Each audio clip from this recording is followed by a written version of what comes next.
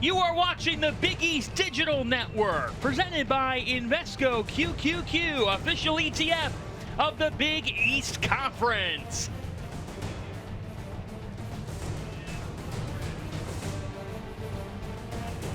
It's time for Elimination Baseball on day 2 at the Big East Championship. How about this for an elimination game? The top-seeded UConn Huskies coming off a heartbreak loss to Xavier. How do they respond? They meet the Georgetown Hoyas, the number 3 seed. Let's take a look at the bracket, folks. Reigning champion Xavier has crashed the bracket and made their presence felt again. Nolan Hughes' arm, Jared Cushing's bat. The difference, Musketeers meet St. John's tonight. We've got the Hoyas and the Huskies right now. And we've got a lefty showdown. So we welcome you to our broadcast booth, everybody. I'm John Fanta. He is Frisch Paul Frischner. Welcome to beautiful Prasco Park. Paul, how does UConn respond from heartbreak against those Xavier Musketeers? They're going to rely on Garrett Coe, who actually came into our first game today. He came into the game, but he didn't throw a pitch. Wild situation there for Coe to come out of the bullpen and try and finish off that game. And, well, they got the job done. And now it's Garrett Coe getting the start here. He was slated to start last night, but because of the wind, he's not a particularly fast pitcher. He doesn't have that high velocity. So what he does is he pitches to contact. Well, when the wind's blowing out, you don't want a pitcher up there who's pitching to contact. You get those balls that carry, and especially in this park, carry over the fence. So last night, go to Quigley instead in game 1, and it's Coe here on a beautiful Thursday afternoon. How does Georgetown respond? That's the other question, but they've had a night of rest. Yeah, that's absolutely right, and you can see here in the lineup that you have a guy in Kavi Castor get moved up a couple of spots. He had 7 RBIs yesterday. Castor moving up in the lineup today. Edwin Thompson, 4th-year head coach, who has been a total program changer at Georgetown. The Hoyas, they have had a remarkable campaign. Their winningest of all time with 34 victories. But in the regular season, they met Connecticut in a 3-game series. And how about this, Paul? 3 one-game defeats for Georgetown. They were right there. They had leads late. There's a strike. But they were unable to finish off the Huskies. A 7-6 loss, then a 5-4 defeat, then another 7-6 loss. 3-2. Strike 3 called. Garrett Coe opens up with a strikeout. An extremely experienced pitcher here in the lefty Garrett Coe. Only the 2-pitch mix, and he just floats it in there for a called strike 3. Carpellotti thinking it was a bit high. Garrett Coe, all Big East. Second team selection, 9-5 on the year, 4.21 ERA. This ball is swung on and hit in the air out to left center field off the bat of Hollerback. Yep, let's go. And the catch made by Caleb Spur. 2 quick outs for Garrett Coe and the UConn Huskies, which gives us a chance to take a look at the Connecticut defense. Yeah, you see Spur there in center with Morton and Simmons on the corners. In the outfield, Tamero Padilla up the middle. Broadhurst and Delana on the infield corners. Ball off the plate to Christian Ficca, the Big East Player of the Year.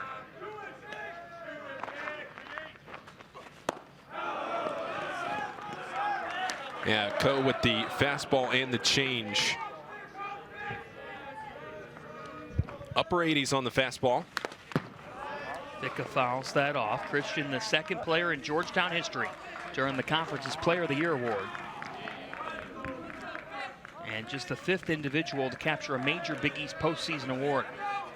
2nd Player of the Year, joining Nick Collins, who won the honor in 2015. But those other Hoyas, Brian O'Hare, 1996 Pitcher of the Year, Owen Carpellotti, 2022 Freshman of the Year, and Jake Bloss, the Pitcher of the Year last year. All those last 3, with Ficca included, have all come in the recent Georgetown success. But in this top of the 1st inning, Garrett Coe is the tone setter. And now the Huskies will come to bat. What is the University of Connecticut? We're a top-ranked research institution with campuses and staff across Connecticut built to inspire the community that is UConn Nation. We fuel the state's economy, and we are committed to inclusion that benefits the greater good. We are committed to building a sustainable future for all, and we are just getting started. This is UConn. Fresh, warm hot dogs. When I'm not selling hot dogs, I invest in a fund that advances innovations like robotics. Fresh, warm hot dogs straight out of my torso. One for you, one for you. Oh, you're a messy one. Cool, right? So cool. Anyone can become an agent of innovation with Invesco QQQ, a fund that gives you access to NASDAQ 100 innovations. Hot dogs. Fresh farm hot dogs. Before investing, carefully read and consider fund investment objectives, risk, charges, expenses, and more in prospectus at Invesco.com.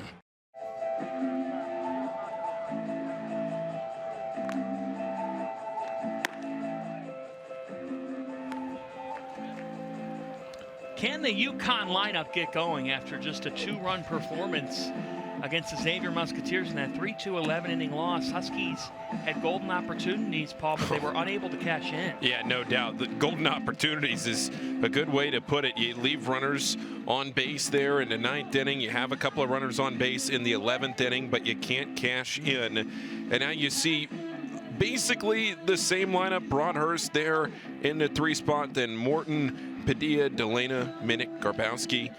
You see in the same 9 for the UConn Huskies just a few minutes after we saw them lose to Xavier less than an hour ago. And that left-hander on the mound, Everett Catlett, had a chance to catch up with Everett a couple of days ago and ask him just about what it's like getting ready for this tournament, the expectations, and he's so calm, cool, and collected, sitting there in the dugout talking with us, and didn't seem like much was going to faze him.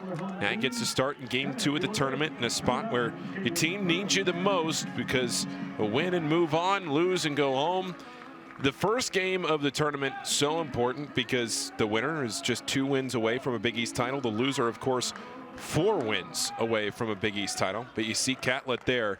Nobody else here in game 2. 6-1 record with less than 3 on the ERA. And his first pitch to Caleb Spur is a ball outside. Jay Myers is behind the plate. Joe Cruz down at first. Don Goller at second. Brian Drury at third. That fastball, as you just brought up with looking at Catlett, can top out at 97. This guy has some seriously good stuff, but he's in search of vengeance this afternoon as Spur skies this one on the right side of the infield.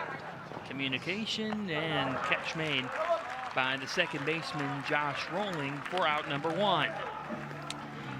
Time to look at the Hoyas defense. Castor, the hero yesterday, temporarily 7 RBIs. He's out left. Bergeron in center. The veteran Jake Hyde in right. Then you go around the horn. These are all familiar names in Castillo, Ezzy, Rolling, and Ficca. And Owen Carpellotti is such a rock behind the dish for the Hoyas. Yeah, it's always important having a strong battery, and Carpellotti, a ton of experience. Tamaro struck by the pitch, and the first base runner of the game is aboard. Well, we were talking about it with Catlett. His shortest outing of the year came against these Huskies. This gets him right on his left knee. So UConn with the first inning base runner, but you look back at April 21st, that Sunday game between UConn and Georgetown, a 7-6 Connecticut win. Catlett only went 3 1/3, 5 earned given up on 6 hits, 3 strikeouts, but 3 walks. So he's got vengeance on his mind. He wants to get back at these Huskies. He is driven to do it. By the way, Paul Tamaro, he has been hit by a pitch more than anybody now in the Big East at 23, overtaking the lead from Jonathan Luters, who was tied with him. So Tamaro is the most bruised up guy in the league. Gonna wear it anyway on, as they say, John. His brother, who's in high school, suffered a labrum injury and is going through recovery right now. We wish him the best in his treatment. I was talking with Paul's dad last night. Paul, a senior, and at shortstop has taken over that role. Remember, it was Brian Padilla who was getting looks there. Brian's now at second base, but credit to Tamaro for the job that he's done with the Huskies. This is Luke Broadhurst, and Paul, Luke Broadhurst tripled to start the bottom of the ninth earlier today against Xavier. And he was a few feet away from a walk-off home run, but it caromed off the brick wall there in right field. That one skips in the dirt. Tamaro will take second.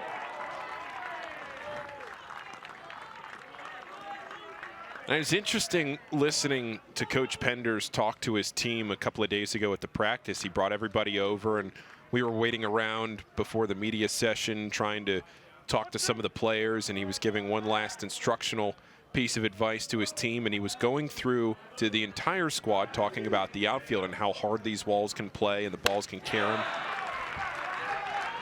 Waved at and missed. Everett Catlett makes quick business for the second out. And now here comes Corey Morton.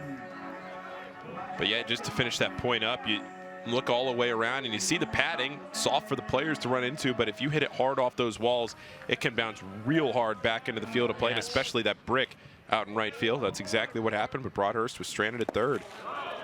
One skips in the dirt. Nice stop by Carpellotti, who's been plenty active. Yeah, there is that brick wall out there in right. You hit it off that, and there's no telling where it could go because the wall's got that little angling there, right in right field. A couple of them. You have an indentation there in deep right. That ball's hammered to left field. This is going to get down. It's going to score the game's opening run. Corey Morton with an RBI double and a 2-out one. Some clutch hitting for the Huskies. Corey Morton, another experienced Husky, gets a pitch low and toward the inner half of the plate, pulls the bat in and drives it down the left field line. Castor giving chase to it, but just has to play it back in for a double. The Huskies striking first. 15th double of the season for Morton. That's the best for UConn. Now Padilla hits one in the air. Very shallow left center. And the shortstop Ezzy's there for out number 3. But not before Corey Morton scores his teammate Paul Tamaro with a 2-out RBI double to left. UConn up 1-0 Georgetown. Play from behind.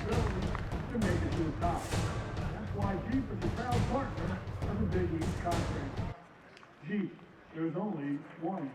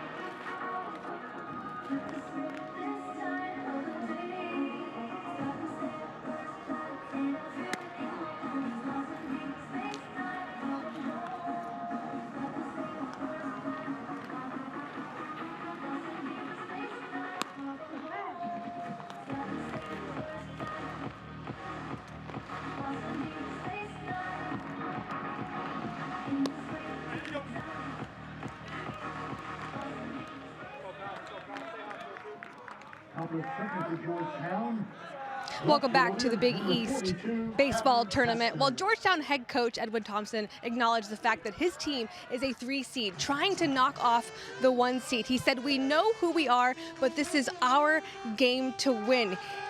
He also said that you can either change things or accept things, and this Hoya program is here to change things. Before I left the dugout, Thompson put into a sign pinned to the wall, guys, that read, "Don't let us win today," alluding to the fact that the Hoyas still have a lot more left in the tank. Well, we know that Edwin Thompson's teams always have a lot left in the tank because that's the way that he has made his mark on this program. When you think about Georgetown's rise, and it is one of the best in all of college baseball. And this guy has been at the center of it. Kavi Castor moving up to the 4th slot in the lineup. 7 runs batted in against St. John's. And now Castor hits one into center field. Spur, 1 down. It really was a remarkable turnaround for Georgetown. They're here. They feel like they belong here. They do belong here. And as that sign says, don't let the Hoyas get hot. Don't let the Hoyas get hot, because they have the talents. They have the bats. Potent offense. And if you're UConn, it's like a game of golf. You had a bad hole, maybe a couple, but you got to brush it off. You have to move on fast. That ball is drilled deep right field. We are tied. Jake Hyde says goodbye.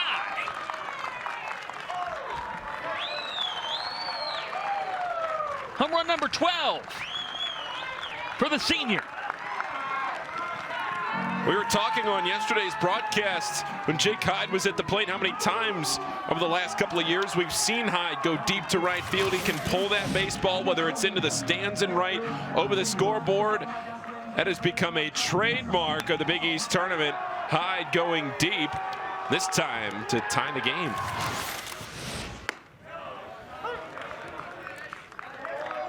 Jake Hyde, right fielder. Now 2nd on the team with 12 bombs. This ball popped up. Garrett Coe, a fly ball pitcher, and caught by Padilla, but that's the one danger here, Paul, at Prasco Park. You get one in the jet stream here. The wind is dead right now. Could intensify as this game goes on with some weather in the area, but Garrett Coe is a fly ball guy. He is. And in this park, that can be a challenge. Oh, it absolutely can. We've seen that year after year. The dimensions aren't small. I mean, this is not necessarily, this isn't a Hayden Field down the road at Xavier where it's 310 down the lines and not even 400 to straightaway center. I mean, it is 400 to center field with that batter's eye that you have to clear, 385 to the gaps. But with the wind, it plays small. And now this ball is hammered. Tell it goodbye. Andrew Bergeron gives the Hoyas the lead with a ball hit to DC.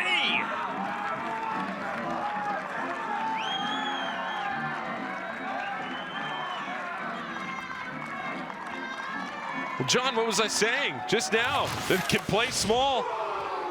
The Hoyas, 2 of the last 3 batters going deep. He knew it off the bat, pulling it over the left field scoreboard. And just not trying to do too much. You're staying within yourself on that swing. Not trying to do too much, but he did a heck of a lot there. It is. You're not over swinging. You're letting the ball travel to you, and you're just staying through that hitting zone. Where did that land? Oh. I mean, that ball was crushed.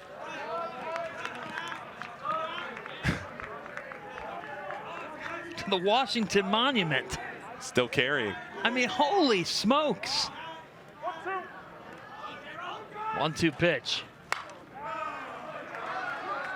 Now, the only thought there was no question it was gone. It was a matter of just as long as, but I'm watching third base umpire Brian Drury tracking it, and even he's like, because the skies right now are overcast, and that, Paul, is also interesting. As we get towards dusk, both skippers last night were telling us, Xavier in Connecticut, it can be a little bit tough tracking the ball. Yeah. Swung on and missed. Garrett Coe gets a strikeout to cap the inning, but the Hoyas go yard, not once, but twice. You see one from Jake Hyde to right field, and then the next one. 2 batters later, Bergeron to left. It is 2-1 Hoyas.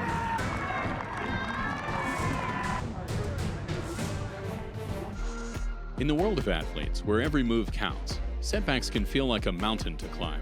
At Rothman Orthopedics, our team of top-notch orthopedic experts are here to get you back to doing what you love, because we specialize in you. We're not just about recovery, we're about rewriting your story.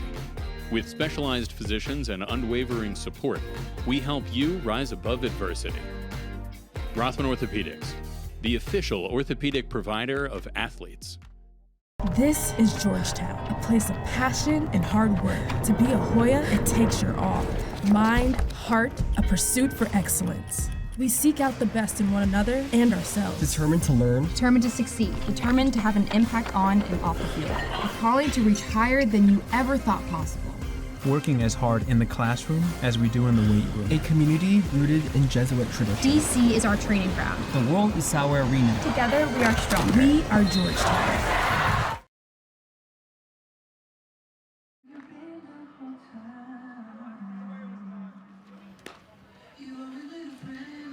Welcome back to the Big East Baseball Championship at Prasco Park. Year 6 of the Big East Tournament here in Mason, Ohio. Prasco does such an incredible job.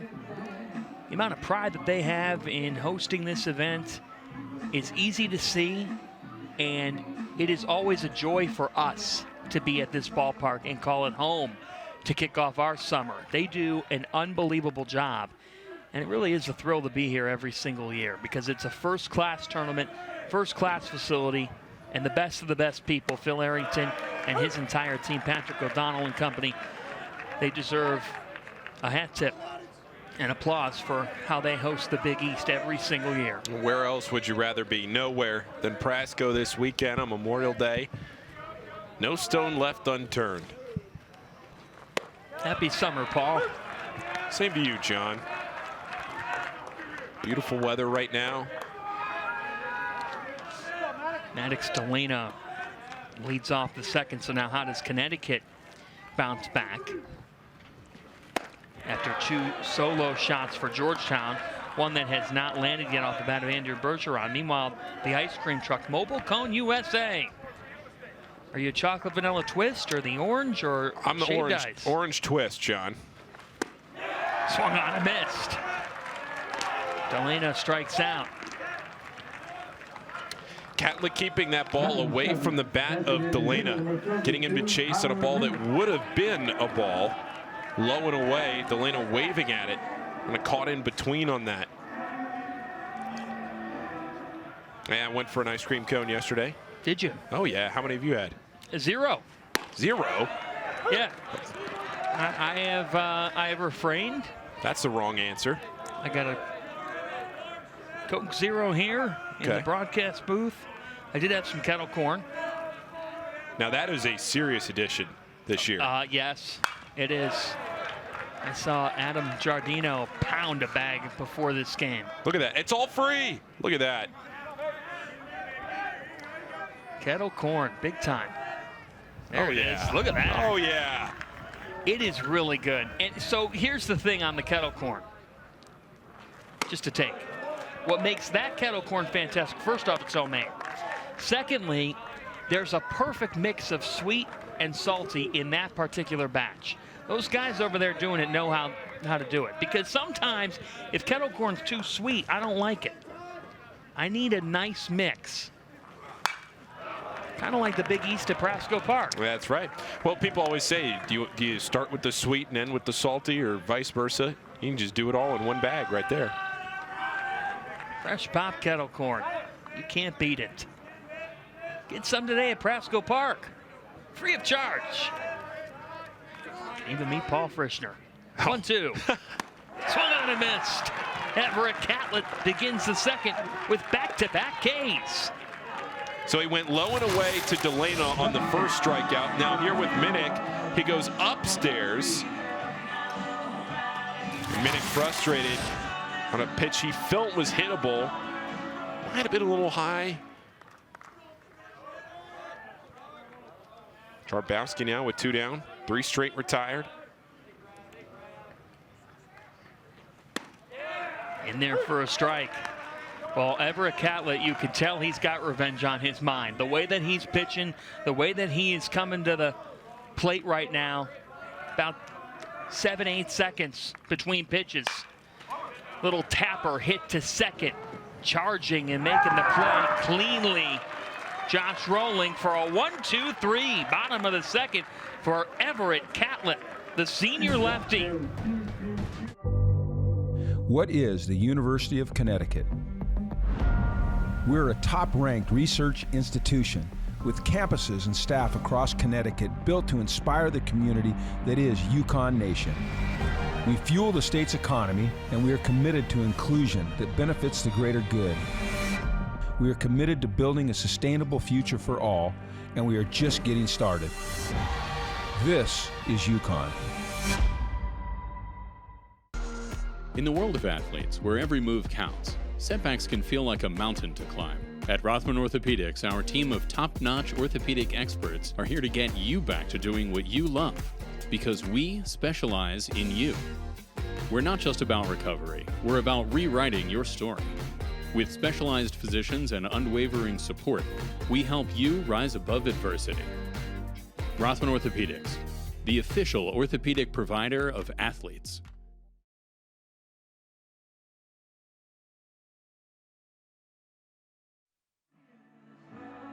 That's the hardware that's on the line this week. Big East Baseball Championship.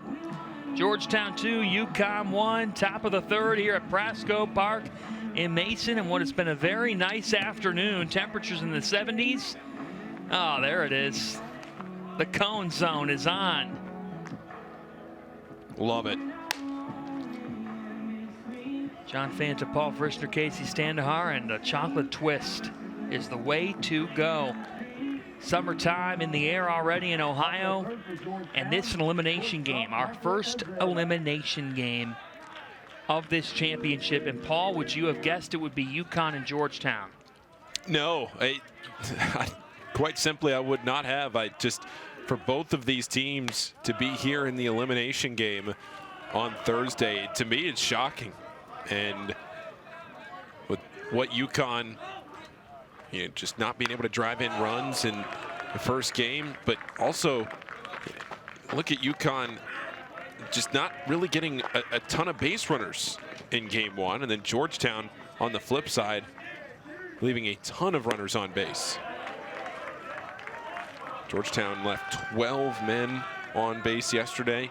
They left a runner in scoring position, Georgetown did, in 6 of the 9 innings.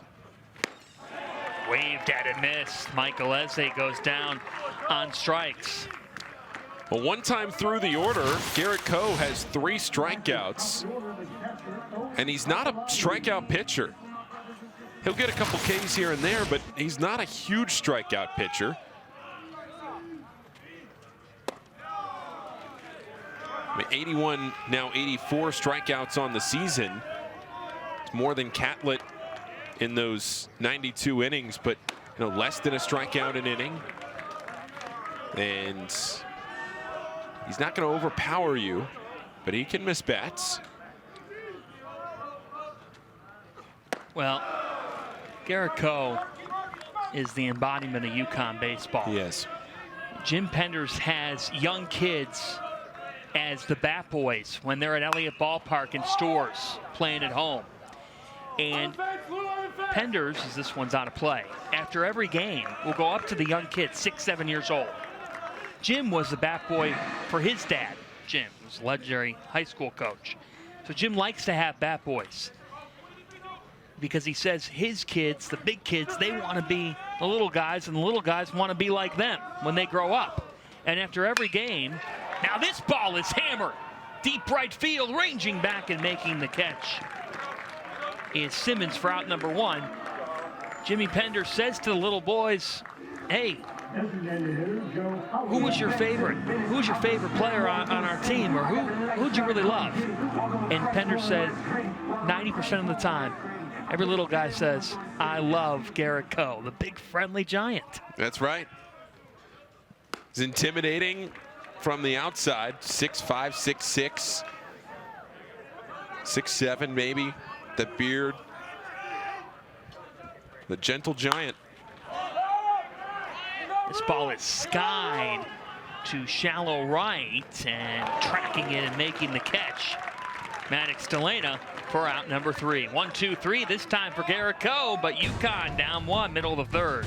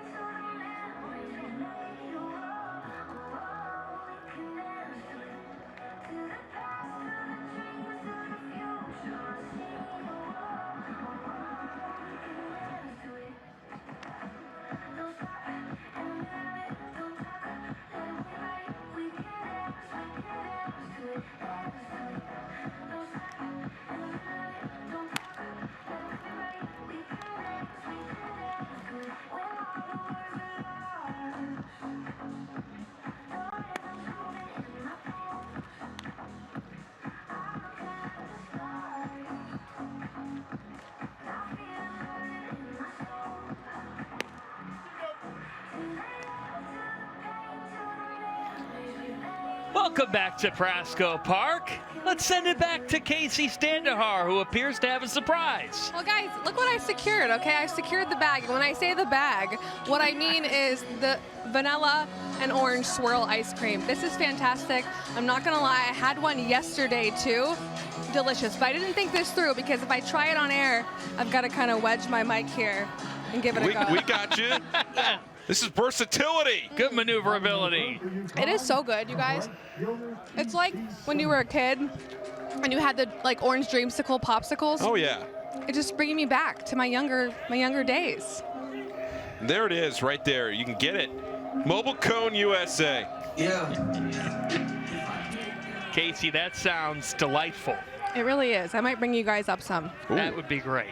That would be great. That's Thank you. Teamwork. Yes, it is.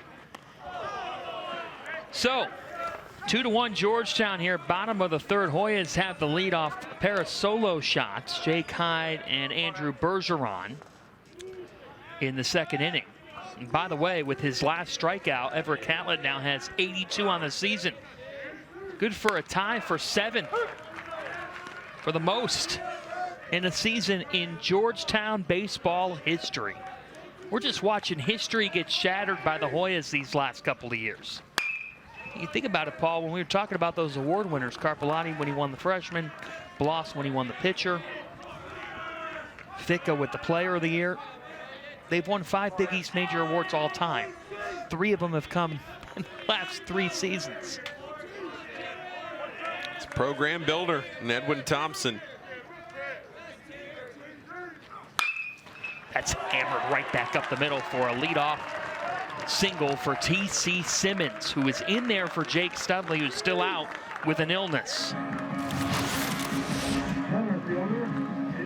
Catlin going center cut on the fastball.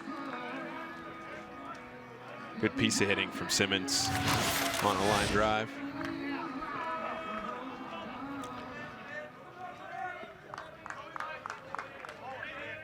So back to the top of the lineup and Caleb Spur. Will they try to get Simmons to second with a bunt? That was the attempt, but it's foul. You know, Paul, UConn had issues in game 1 of this tournament for them, which started last night and resumed at 1 o'clock, when they had Simmons trying to lay down a bunt and he popped it up into the air. Yeah, they absolutely did. That was a big spot in that game, trying to push a runner over, and instead the bunt gets popped up, caught by Matt McCormick, and kind of changed the complexion of that inning. It really did. A 3-2 Xavier win in 11 innings. First extra inning game in this tournament since 2018. Really? Yes. Butler and Seton Hall, a 13-inning game. That was a thriller. Yeah, it was. I remember that. 2-1 game. You're telling me we haven't played extras since 2018? That's incredible. Yeah. For how close a lot of these games can be. And you were still a student, right?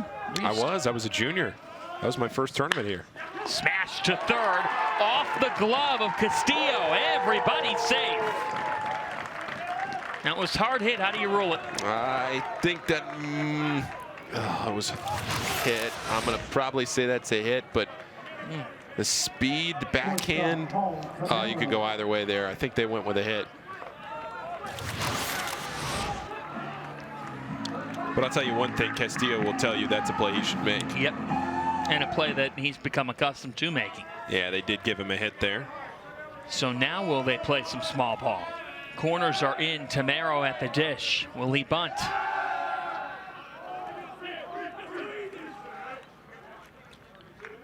Tamaro didn't square around there on that move. Christian Ficca there at first, in on the cut. Castillo will creep in from third as well. Middle infield, pinch to a double play depth. He took it around. Now he won't have to bunt because it went in and out of the glove of Carpellotti. So job done there. Tamaro can now be free swinging. I think it hit Jay Myers too. No, it hit off the leg of Carpellotti. Thought it got by him. Hit off the leg, stayed in front of him. That allows both runners to move up the 90 feet. Second and third now, first base open. And now comes George Capon, pitching coach for Georgetown.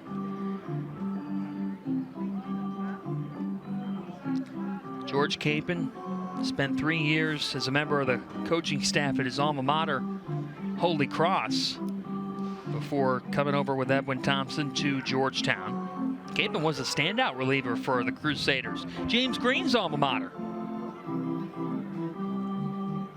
Most pitching appearances in school history with 99. How about that? He knows what he's talking about. Out there on the mound trying to settle down his left-hander. He was a goalkeeper for the Holy Cross men's soccer team. He has that frame, right? Now here's my question. How would you, that's remarkable by you that you could identify a goalkeeper. Sure, why not? Taller, athletic. So now nobody out after that lengthy mound visit. We told you earlier, Everett Catlett, a beast on the rubber, but his shortest outing of the year came against UConn. That skips in the dirt, gets away from Carpellotti. Wow, that would have been tight. That would have been tight, but Simmons stays at third. I think Simmons could have scored on that play. He had a pretty good secondary lead, but with nobody out, if you're not 100% sure with nobody out, you can't go. But look at how far this ball bounces. I don't know, Paul. Simmons would have been safe, but again, if there's any indecision, you can't go. Now this gets away from Carpellotti. Simmons is going to take the chance, and he's in there. Fool me once, but on a second try, T.C. Simmons says, not this time. I'm going for home. We're tied. And that one was closer than the pitch before. Yes. That play was much closer than the ball that got up by the on-deck circle one pitch before. So he read that pitch before, probably knew he could have scored. And now Tamero walks. So Tamero has reached both times the dish. And this is turning into a nightmare third inning for Everett Catlett. Still nobody out. And now you got the meat of the UConn order. Luke Broadhurst is at the dish.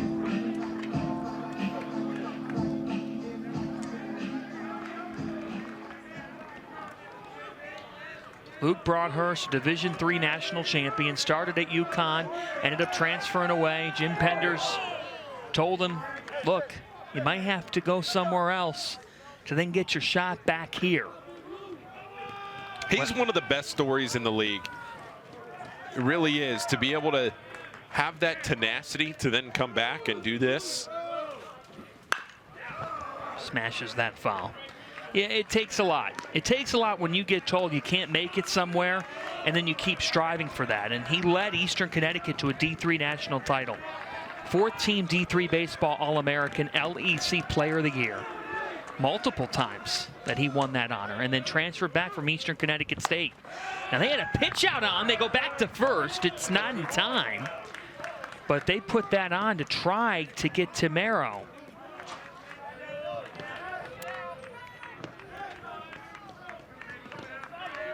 Seen a few pitch outs in this tournament so far. Runners at the corners, nobody out. You know, Paul, you also start to wonder here, okay, at a certain point, we know that the runner's there at first. And obviously Tamero has wheels, 15 for 26 on the year, but Catlett's got to focus on the man at the plate too. It's a big cut and a miss.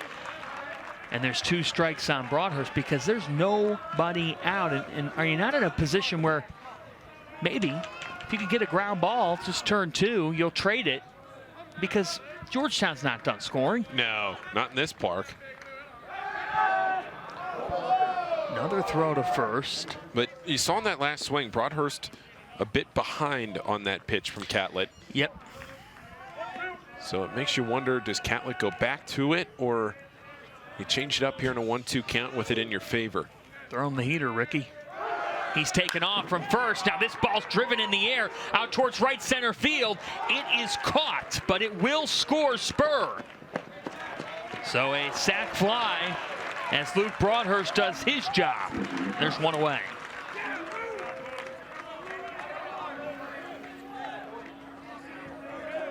A good piece of hitting out to right center field, going with the pitch, extending those hands and driving the ball toward the gap.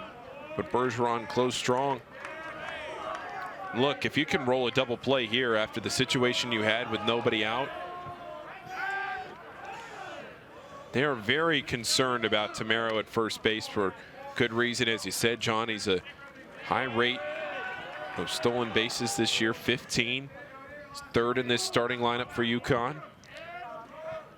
Well, it'd be tough to turn two with Corey Morton at the dish too. He's 18 for 23 on stolen bags. His speed is electrifying. Morton with an RBI double in the first. And there for a strike. Elimination game number 1 in this championship tonight. No earlier than 7:30. A winner's bracket game, and it won't be 7:30. No. It'll be St. John's and Xavier. That was where, Paul, I just got caught saying that because that was the language of last night. But when you're here, it's kind of like being at a casino. You don't really look at the clock. You never do. John, that game, it'll be about 1 o'clock tomorrow. Oh, wow. Look at you. Well, now Morton swings and it's just in the air out to moderately deep right field. That is caught. Well, retreating back to first is Tamero, 2 down. John, I was schooled in the way of Schmaltz philosophy and forecast, and I know how things work around here. You see a forecast like that. Now, what I will say is the forecast that is projected for about 7:30 was projected for about 4 o'clock. Here we are at 4:42, and we're looking great. So maybe things just keep on pushing out. There's Schmaltz. There he is. You know what he's doing right now? He's in the lab. He's cooking up the forecasts for later. That's what he's doing. He's hard at work, studying the models. Look at what's coming off from the south, up here north. What's in the jet stream? Look at that. He's flipping the pages. Maybe we'll have Mike give us a little weather update around 5:30. A lot of data points there. You can't be too quick. Got to analyze all the factors. Look at that. Going through his notes. I will say this about Mike. Brian Padilla at the dish 0-1. That gets to the backstop, and because of the short backstop, it ricocheted off the brick and into second. Now is Tamero with 2 away. I have never met a broadcast partner, and you do your homework as well. We do our homework. This man has a binder of notes, not just from this year, like 2, 3, 4 years worth of notes on these guys. Oh, he has everything. He keeps it around. He's probably updating it right now as we speak. 2 outs, a man at second. Here's your 1-1. Waved at and missed. You can't have Schmaltz philosophy on nothing. It's built on a strong foundation of hard-hitting facts and analysis. Brian Padilla, 0 for 1 on the day. The senior, the second baseman, Jim Penders motivating him in the offseason, said, you got to come back ready. He has. This time he hits one out to right, and it is just out of play. Right near those fans up against the brick. Everett Catlett here 1 pitch away from really limiting the damage. A couple of runners on with nobody out. 2 runs in. Things could unravel. You're 1 pitch away. Take it off for third, Tamero. And Padilla fouls that off. It's 1-2 still. They hit a great jump to third, Tamero did. Talented base stealer. You know, you think about Jim Pender's team, this UConn team, and we asked Coach earlier this week, how would you describe this season? He said, I've been trying to put a finger on it all year. They were 10-16 at one point. Then you win 22 of 27, 17-4 in this league. Kind of feels like even here in this tournament, they're trying to figure themselves out right now, Paul. Well, there was a series that got moved against Mercer where they had basically a bye week. And we thought it was interesting. We asked Penders about that week earlier this season where they couldn't get games. They were trying to play. And he said it was just such a good break. It was a blessing in disguise to not play any games that weekend, to get everybody back in the right mindset. He said it was great that we couldn't lose a game that day. And that was the mentality, really, to just get back to that winning mindset. And from that point on, the switch flipped. 1-2. This is a little squibber out in front of the plate. Carpellotti fires for out number 3. But UConn takes the lead back with 2 runs on 2 hits, and the Huskies back up by 1. Check out the Big East Championship merchandise stand. All your Big East Baseball Championship merchandise needs. Merchandise stand is located in the fan activities area down the right field line. You can also visit the Big East merchandise stand online at shop.bigeast.com.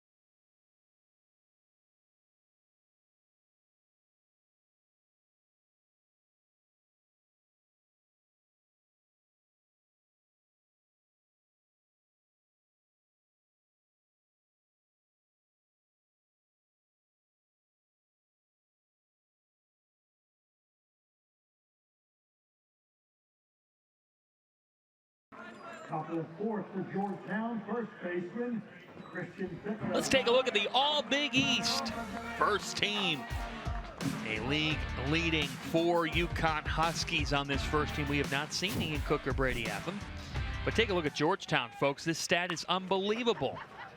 From 2000 to 2019 versus the last 2 years, you go from 10 all-conference in 19 years to a dozen the last 2 seasons. That's almost unfathomable. It really is. It speaks to everything in the culture that this program at Georgetown has built, the talent they've acquired. And the seniors too. These players have stuck around. They've trusted in the vision of Edwin Thompson and this coaching staff. But a lot of these players, John, they weren't recruited by Edwin Thompson. They were recruited by former head coach Pete Wilk. They stayed with the program. They stayed committed. Ficka lines it right to third, and it's caught by Broadhurst. Left fielder, Cabby Tester. Yeah, it really is remarkable, the job that Edwin Thompson has done coming in from EKU. And you told the great story yesterday about the bucket hat. That's right. Edwin Thompson had a bucket hat. It said Prasco Park on it. And he wore it to one of the first practices. He's not wearing it right now, but he was wearing it to BP the other day.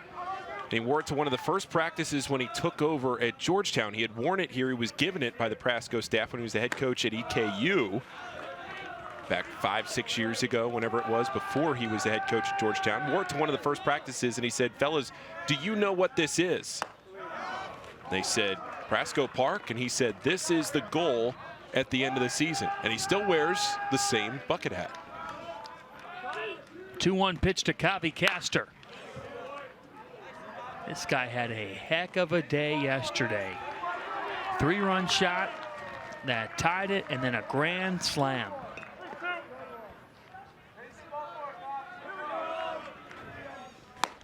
Waved at it, missed. Garrett Coe went up the ladder and strikes out Castor this time. How about this? Strikeout number 4. Only 2 hits for Georgetown. They've both been home runs. Other than that, Georgetown does not have a true base runner today.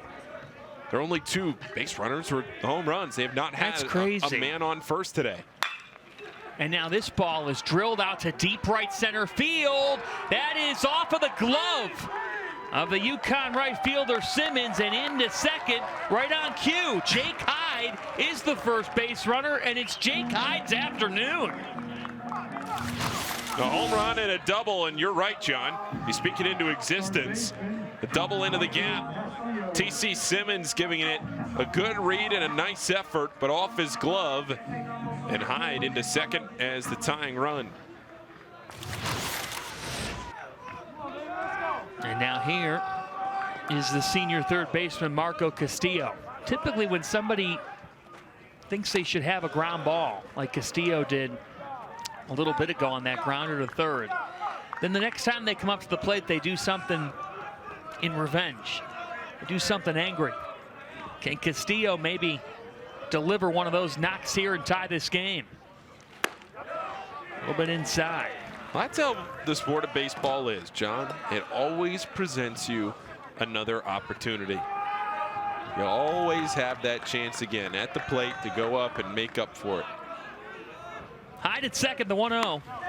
That's what Jim Pender said. You know, he's year 21 at UConn. He's been so happy at Connecticut. Others have called. He's ended up hanging up the phone. Longest tenure staff in D1 baseball. He said, baseball's a young man's game. It's a young boy's game. Loves coming to the park every day and just getting better. And you know, that's seen through UConn, because they were 10-16 at one point. This season could have gone dreadfully for them. It didn't. 17-4 in this league, 2-1. That ball is hammered to left. It is just foul. That close. Just a few feet away from a tie game, John, right down the line. And again, the Hoyas pulling the ball exceptionally well today. Coe not throwing with that overpowering speed, so it allows the barrel of the bat to get out.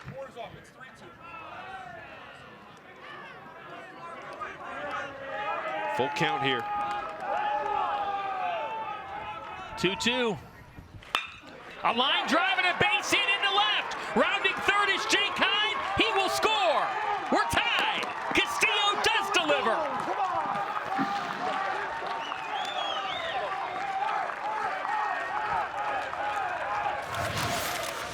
Look, again, pulling the ball to the left side. Gets over the top of it on the barrel. Drives it kind of down over there into left. Hyde running the whole way. And we are knotted at 3.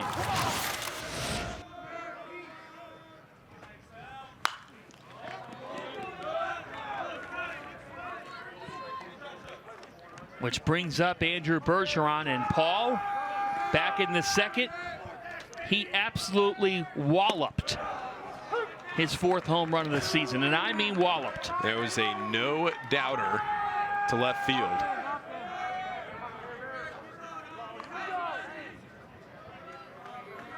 Got every bit of that baseball.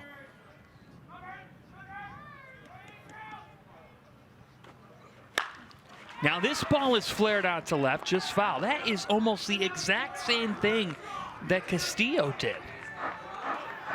You're throwing your hands out at the ball to get out in front of it. Finds himself behind 0-2.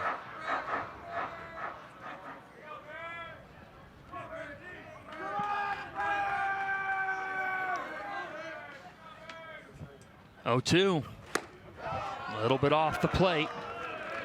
Tell you what, Coe and Catlett have both battled. I mean, you have to understand in this ballpark and this time of year, these two lineups, there's going to be runs. 1-2 pitch off the end of the bat. A little bloop shot here. It's heading into foul territory and lands. We'll do it again at 1-2. You got to understand, there's going to be runs in this park.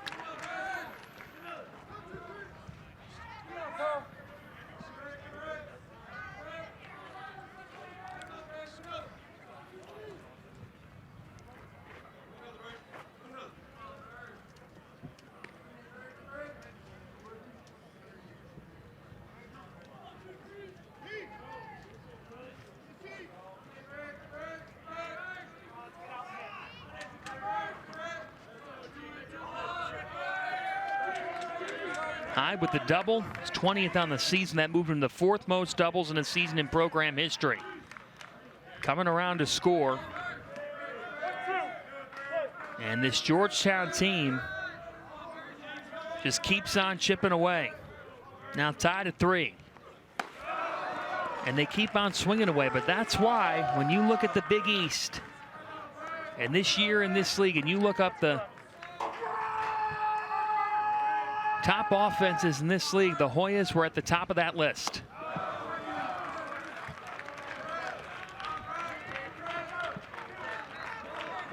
'69 home runs. Second, rather third in the league overall. Xavier with the 88. UConn at 79, but batting average-wise, 289 was first. Popped up. And this is part of it, Paul. They just keep fighting and fighting and fighting off pitches. Yeah, spoiling and getting Garrett Coe's pitch count up into the 60s now, at around 65.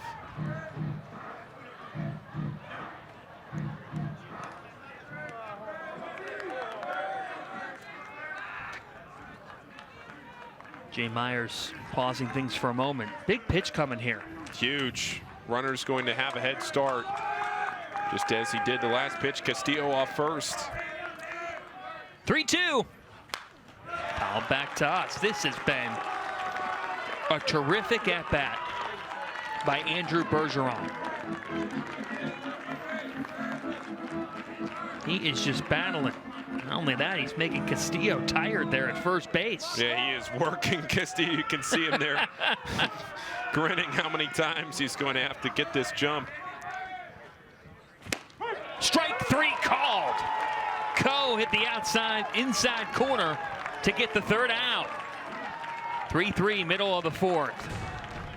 We want to extend our condolences, everybody in the Big East family, to the family of Pete Wilk. Pete, the former Georgetown head coach, passed away back in April after fighting a 15-month battle with glioblastoma. Over the course of Pete's 2 decades at the helm of Georgetown baseball, he mentored, he coached, worked with more than 450 student athletes. He was such a great piece to the history of Georgetown baseball and such a great human as well. A guy who did it for 2 decades on the hilltop and represented everything that Georgetown University is about. Pete Wilk, we love you, and we know these Hoyas are playing every single game, every single inning for you.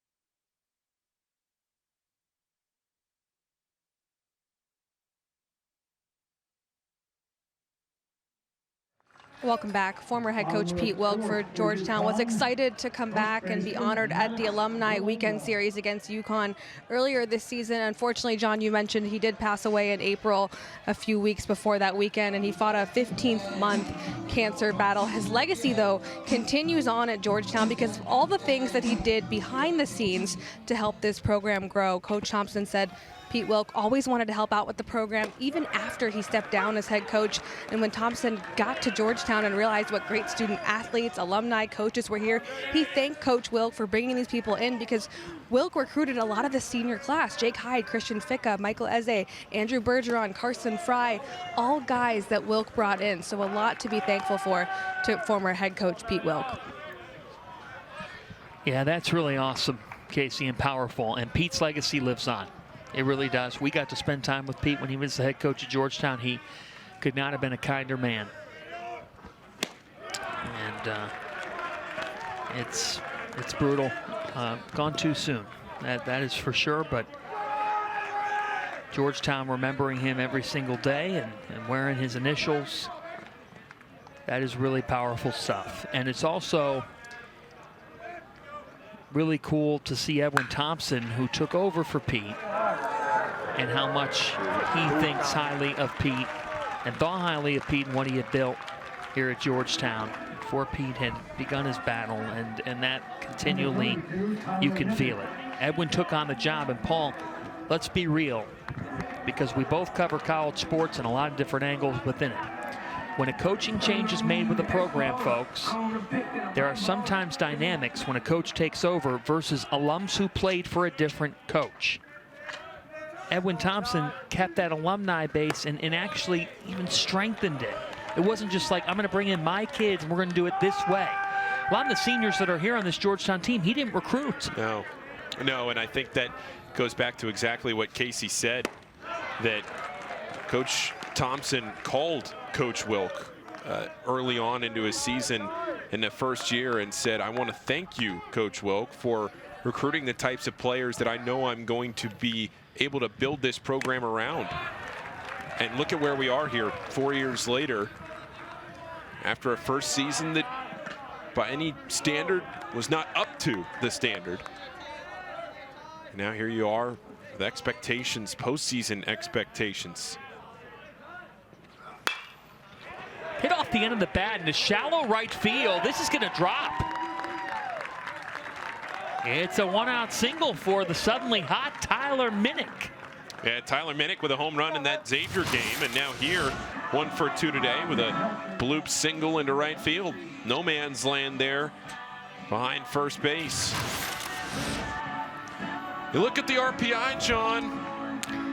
Xavier moving up to 34 after that win over UConn, but Connecticut still at 40.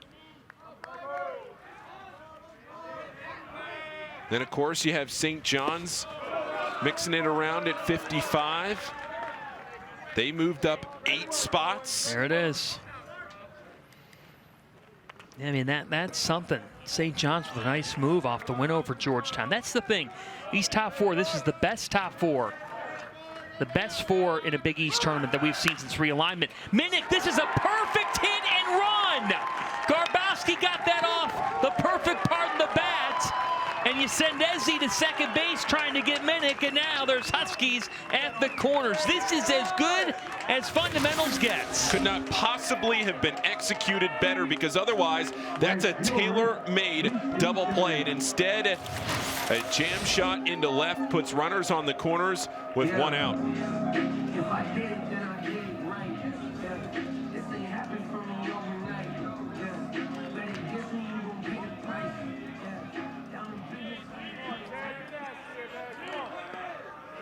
And so here is T.C. Simmons.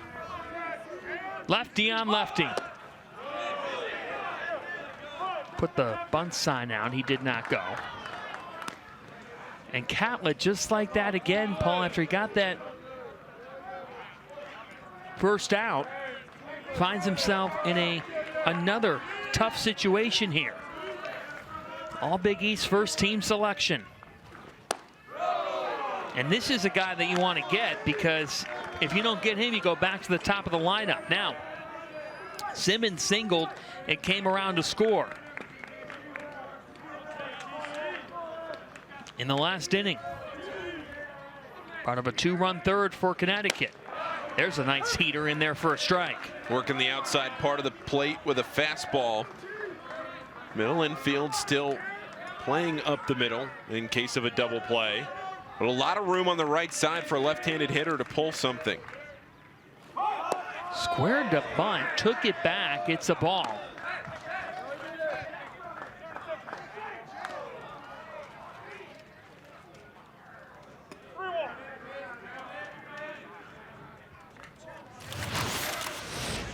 You see him trying to keep it out there. Now he gets it back, but close. It's close. 3 apiece. 1 out. Runners at the corners. The 3-1. Fouled off himself, and now it's full. UConn, this is the first time that they have had to be in the losers bracket. The first time that they have dropped their Big East tournament opener since coming back to the league. First season 2021. So they had been smooth sailing in the opening round until this year. And it's the first time a 1 seed has lost in the opening round of the Big East tournament since realignment. Bouncing ball towards first and foul. Louisville in 2013 lost to UConn and then to Rutgers as the 1 seed. But since then, the 1 seed had always made it out in the first game.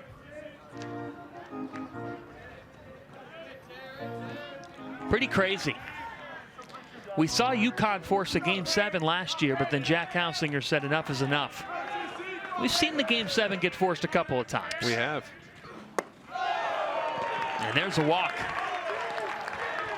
Simmons gives UConn the bases loaded. And Catlett in trouble again. And here's the other problem, Paul. He's at 65 pitches now. Really having to battle. Which means Georgetown's bullpen is going to start to get going. And that bullpen really struggled against St. John's. This is Caleb Spur. Singled his last time up. We are at a critical juncture of this game. Kai Lexus, the sophomore, really good arm, starting to warm up out there. All right, 0-2 now on Spur.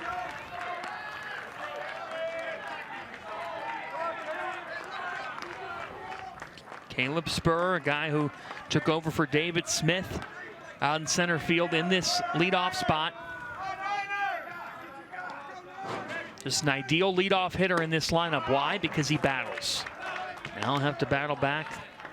1-2. I tell you, the first 2.5 innings flew by, and now it's been a real battle, as you said, here in the last 6 or 7 outs of this game.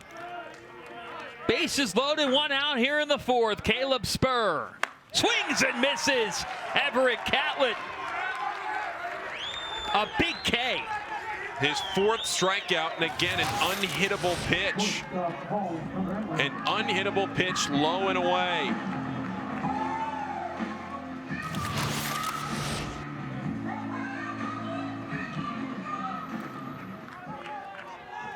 Catlett now trying to walk this tightrope. Faces Tamero. Tamero pops it up. And the Hoyas on the catwalk in this 4th inning. Everett Catlett leaves them loaded. We're tied at 3 after 4. This is Georgetown, a place of passion and hard work. To be a Hoya, it takes your all. Mind, heart, a pursuit for excellence. We seek out the best in one another and ourselves. Determined to learn. Determined to succeed. Determined to have an impact on and off the field. A calling to reach higher than you ever thought possible. Working as hard in the classroom as we do in the weight room. A community rooted in Jesuit tradition. DC is our training ground. The world is our arena. Together, we are stronger. We are Georgetown. Fresh, warm hot dogs. When I'm not selling hot dogs, I invest in a fund that advances innovations like robotics. Fresh, warm hot dogs straight out of my torso. One for you, one for you. Oh, you're a messy one. Cool, right? So cool. Anyone can become an agent of innovation with Invesco QQQ, a fund that gives you access to NASDAQ 100 innovations. Hot dogs. Fresh, warm hot dogs. Before investing, carefully read and consider fund investment objectives, risk, charges, expenses, and more in prospectus at Invesco.com. Play a little cornhole, Paul. I love cornhole. Nice. Are you good at it?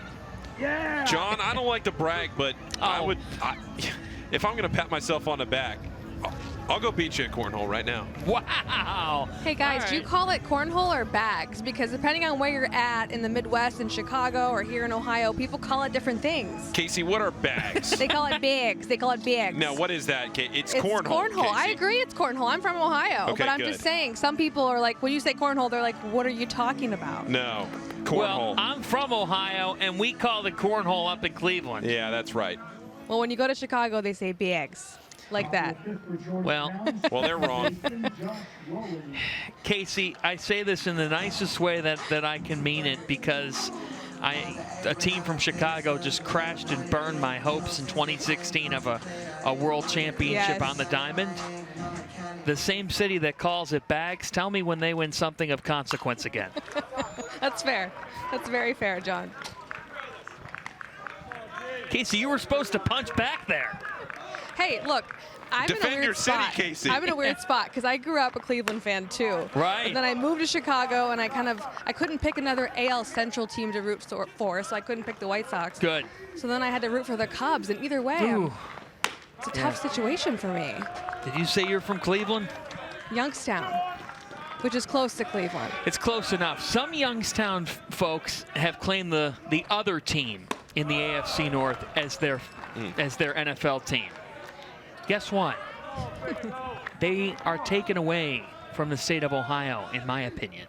They're not allowed to call themselves an Ohioan. You cannot root for that team that plays in PA and be an Ohioan. End of story. It's leadoff walk. Disgusting, John. Reprehensible behavior. It is. Leadoff walk for Josh Rowling.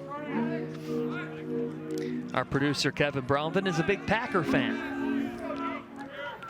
You on the Jordan Love train, Paul? Sure. Michael Eze, will he bunt? Yes, he will. Gets it down. Charging and throwing to first.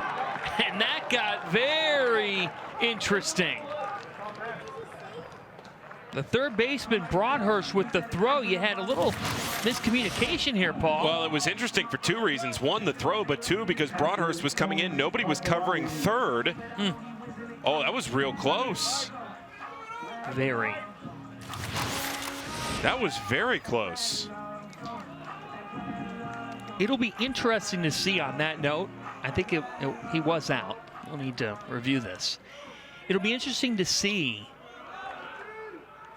if the double bag gets utilized like the SEC is trying this week. Do you like it? I'm a big fan of the double bag. I really am. I think it's an easy way to avoid injuries. I was kind of surprised that they're doing it to start in the SEC tournament.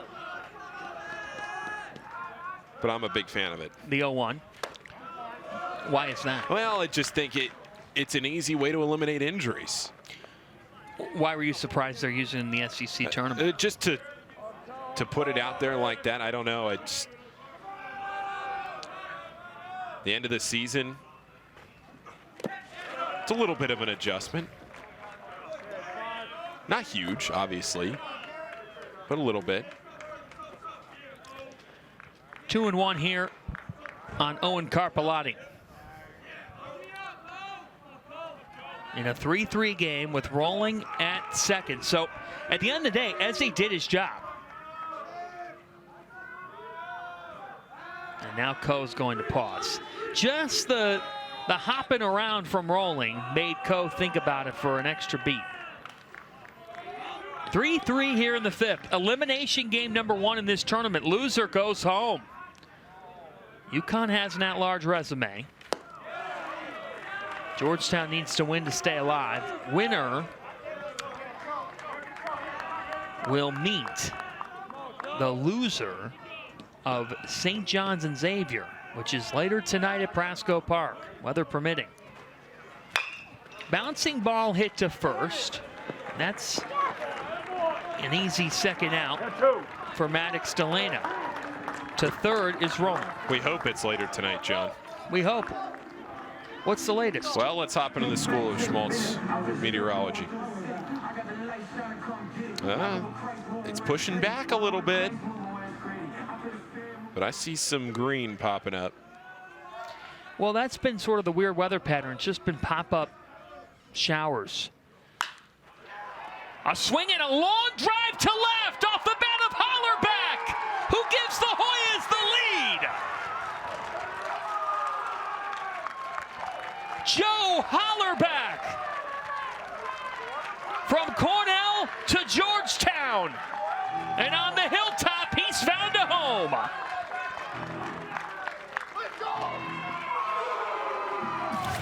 Fired up, and again, a drive out to left. You see that? Oh, great swing. Leave it there.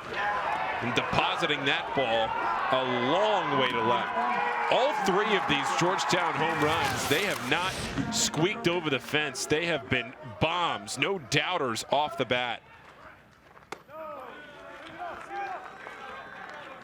That ball was crushed.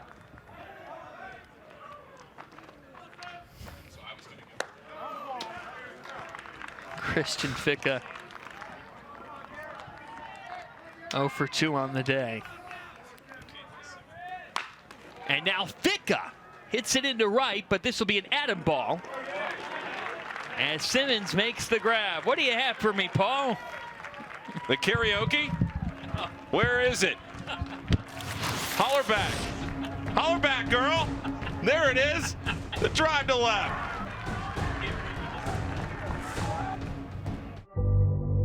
What is the University of Connecticut? We're a top-ranked research institution with campuses and staff across Connecticut built to inspire the community that is UConn Nation. We fuel the state's economy, and we are committed to inclusion that benefits the greater good. We are committed to building a sustainable future for all, and we are just getting started. This is UConn. In the world of athletes, where every move counts, setbacks can feel like a mountain to climb. At Rothman Orthopedics, our team of top-notch orthopedic experts are here to get you back to doing what you love, because we specialize in you. We're not just about recovery, we're about rewriting your story. With specialized physicians and unwavering support, we help you rise above adversity. Rothman Orthopedics, the official orthopedic provider of athletes. 12. Well, Everett Catlett, after getting out of a big jam in the 4th inning, now Catlett back in there for the 5th, and he's got a 5-3 lead, Paul. Yeah, and the story yesterday for Georgetown was the men left on base. 12 men left on base for the Hoyas yesterday, and the vast majority of them were left in scoring position. Now for UConn here, through 4 innings, they've left 5 men on base, 4 of the 5 in scoring position. So the script has kind of flipped between these teams between yesterday and today. Georgetown cashing in more on the afternoon, and UConn, they've had their opportunities. The last inning in the 4th, they leave the bases loaded. Now you get here into the 5th. They've had success on Everett Catlett, but you just got to push the runs across. Plenty of time. Plenty of time. You get to the 8th inning here at Prasco Park, and there's plenty of time. Oh, yeah. At Prasco Park, there is no clock. 0-1.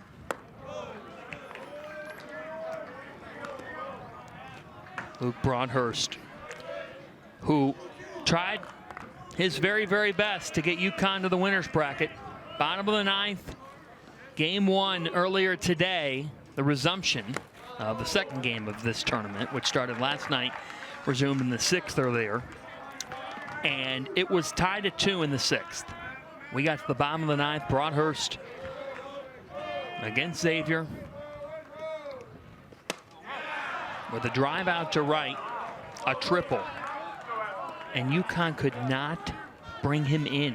Very, very atypical of the Huskies, but now it's becoming a theme. They have left 5 on base. They left him low to the last inning. And it just feels like, Paul,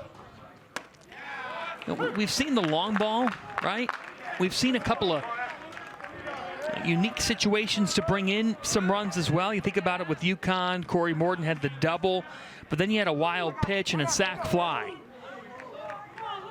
It feels as though UConn needs that big hit, a bases clearing type of hit. That's what they're in search of. Yep.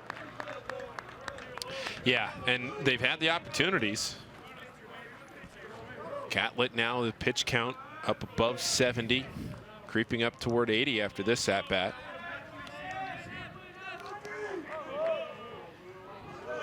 The payoff pitch, fouled back. We have seen some really high-quality at-bats in this game. Yeah, and this... Seeing a lot of pitches. We saw Marco Castillo have one really long at-bat. Now we're seeing it with Luke Broadhurst against Catlett. Catlett's pitch count trending towards 80. Upstairs. Third time he's issued a walk in this outing, and just like that, the Huskies had their leadoff man aboard. Yeah, second time today that the Huskies have had a leadoff base runner. Back in the third, where they scored 2 of their 3 runs, it was a leadoff single from T.C. Simmons. Now here, the leadoff walk to Broadhurst. Morton with a double and a fly out.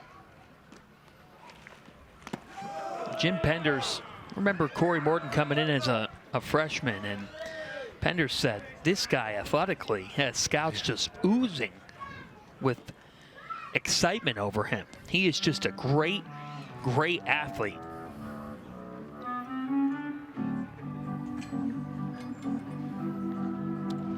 Corey Morton, double and a fly out today. Pretty solid contact.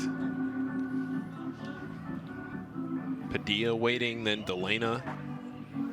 Have to wonder here if this is just buying time for Catlett and the bullpen. Certainly feels that way. This Connecticut program, so consistent, and one of 12 teams in the country to reach 5 straight NCAA tournaments and make 9 total regionals since 2010. Take a look at their resume right now, an RPI of 40, those wins over UC Irvine, Kansas State, and Louisville. 22-6 in the last 28. Now Corey Morton hits one in the right center field gap.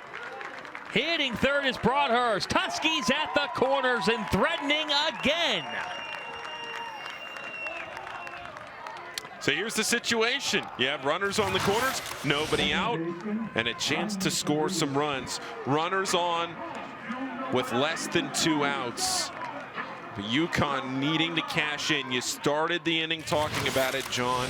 You have to make the most of these opportunities. And a huge one here for the home team.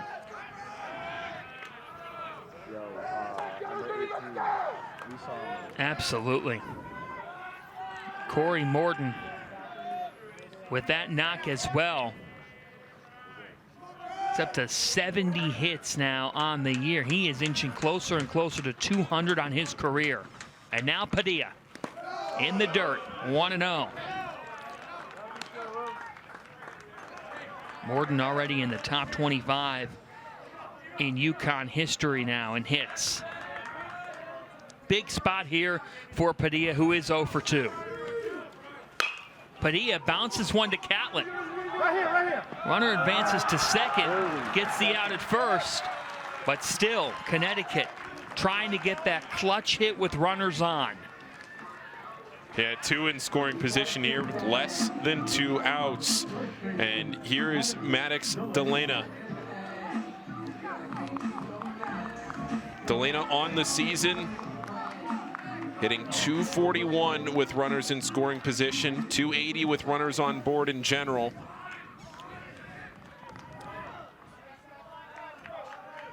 Big spot for Delana. 0 for 4 the last game. UConn just 1 for 7 this afternoon with runners in scoring position. And a swing and a miss there. 0 for 2 today. So Delana 0 for 6 in this tournament. Quiet guy. Jim Penders says sometimes he's got to talk with him a little bit. Had 0 confidence in the preseason. In the fall, Josh McDonald, who calls the pitches for UConn, he was telling Coach Penders, I can't get Maddox Delana or Paul Tamero out. Just cannot get him out.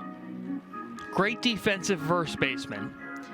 But they thought maybe making the move up in the lineup early in the season, maybe it was too much too soon. Right now, it feels like, Paul, too much too soon. Feels like Delana's thinking a lot of the plate. So that was a nice pause by Penders to try to just get him reset here with an 0-1 count. And I think Penders realizes his team needs a hit with runners on. And again, you're 1 for 7 with runners in scoring position. And you have to remember, Delana was at the plate earlier against Xavier with 1 out and a runner on third base. struck out against Nolan Hughes for the second out of that 9th inning. Yeah, that was big. Now a little bouncer towards first, and it was foul.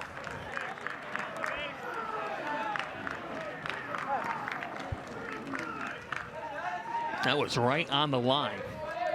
Now that would have scored Broadhurst, would have given them the second out. Got a 5-3 lead. But this is a big 1-2 pitch coming. The freshman Minnick is on deck. It's interesting. UConn goes with 5 straight righties. No Studley, he's out with the illness. Then 3 out of 4 lefties. Lefty on lefty here. And again, another foul ball. A lot of long at-bats in the last couple of innings. A lot of pitches fought off. Again, the stakes. Elimination game. Number 1 in this championship. Loser goes home. Winner stays alive. 1-2. Just spoiled pitch after spoiled pitch. Advantage usually ends up with the hitter because you've seen everything you can throw. Everett Catlett waiting for a pitch he likes.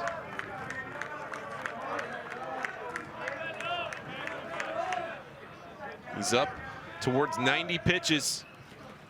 Down and away. Well, Paul, it feels like we're at that point where either UConn's going to find that clutch hit or Georgetown could propel this 2-run lead into more. Wow. Can we see that again? That, here it is. Goes inner half. Ooh. I'll tell you what, either way, John, what a take. The guts to take that pitch from Delana in a 2-strike count. Wasn't that bad? Payoff. And again, he is just fighting and fighting and fighting. That Pender's visit helped. Yeah. Outstanding batting gloves. Yes. Flair. Look at that. Memorial Day weekend theme. Yes, sir. It's America. The payoff. And again, we'll do it. Casey could have 2 ice cream cones.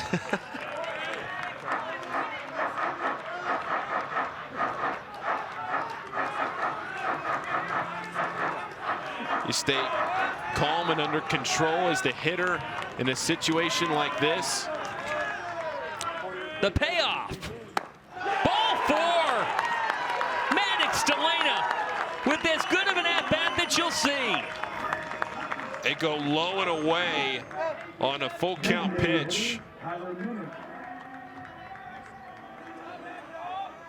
10 pitch at bat there. And the bases are loaded. Do they go to the bullpen? They try to finish the inning with Catlett. Edwin Thompson looking out to his left-hander. They're going to leave him in. The drama here building. And now that ball is belted.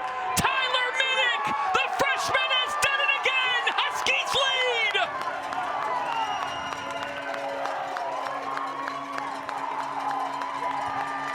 Minnick mania in Mason.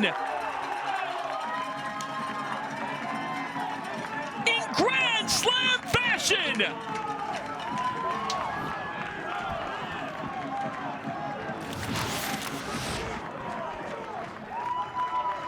Right in the hitting zone, he knew it off the bat, crushed to left field, and Minnick puts the Huskies on the board with a clutch hit with runners on base. 4 across, and UConn has a 2-run lead.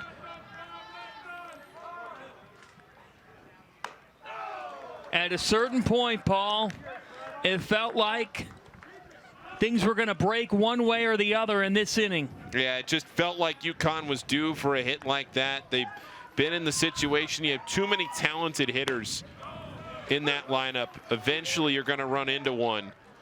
And how about Tyler Minnick? between yesterday or earlier and today.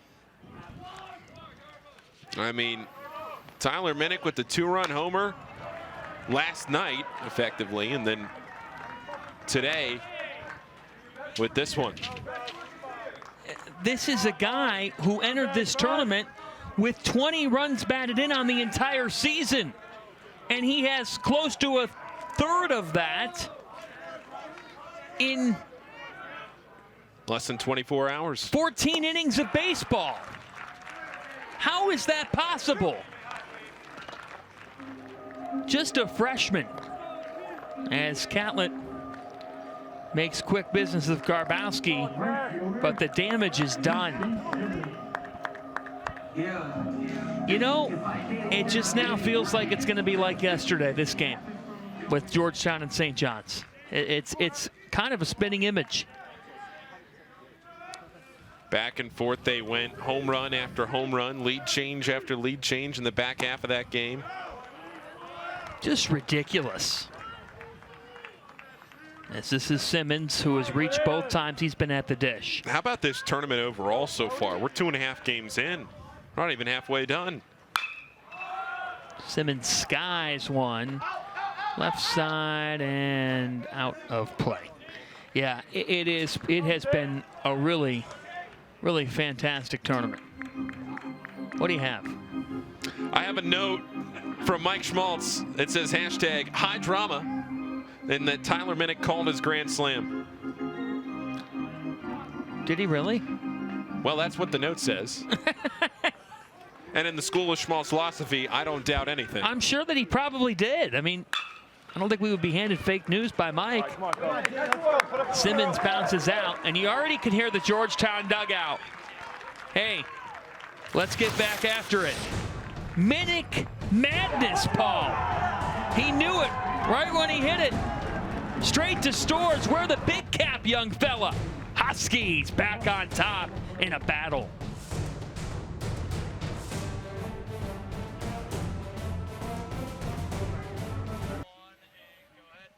You are watching the Big East Digital Network on Flow Sports, presented by Invesco QQQ, official ETF of the Big East Conference.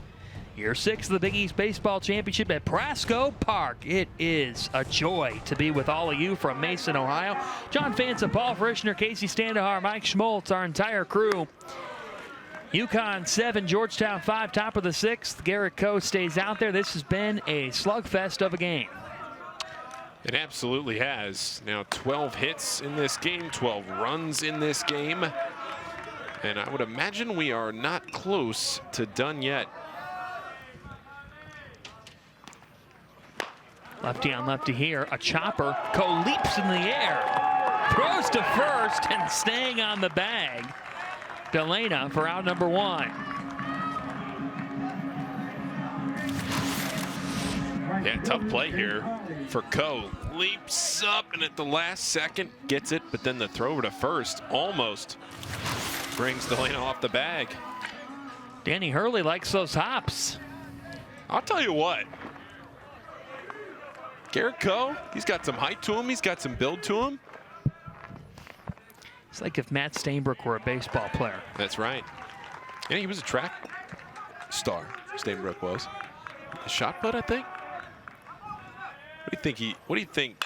At St. Ed's. That's right. Up in Cleveland. What do you think Garrett Coe could do in a shot put? Oh, goodness. Yeah. Big time. Yeah, he's just a force. He really is.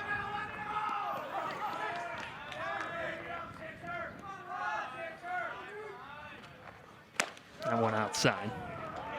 Hyde having a heck of an afternoon. A home run, a double. Has scored both times up. Did you know as well that was a little bit inside, that Garrett Coe is a bouncer at a bar on UConn's campus? Yeah, he's a bouncer. And as Jim Pender says, he's not jacking the guy up at last call. He just pats him on the back and says, hey, it's time for you to go home. Big friendly giant. That being said, I would not want him to be the bouncer of the bar if I had a little too much to drink. Oh, that just was out in the reach of 3 Huskies. We'll do it again here at 2-2. Closing time. Just keep it moving, fellas. You ever been kicked out of a bar, Paul?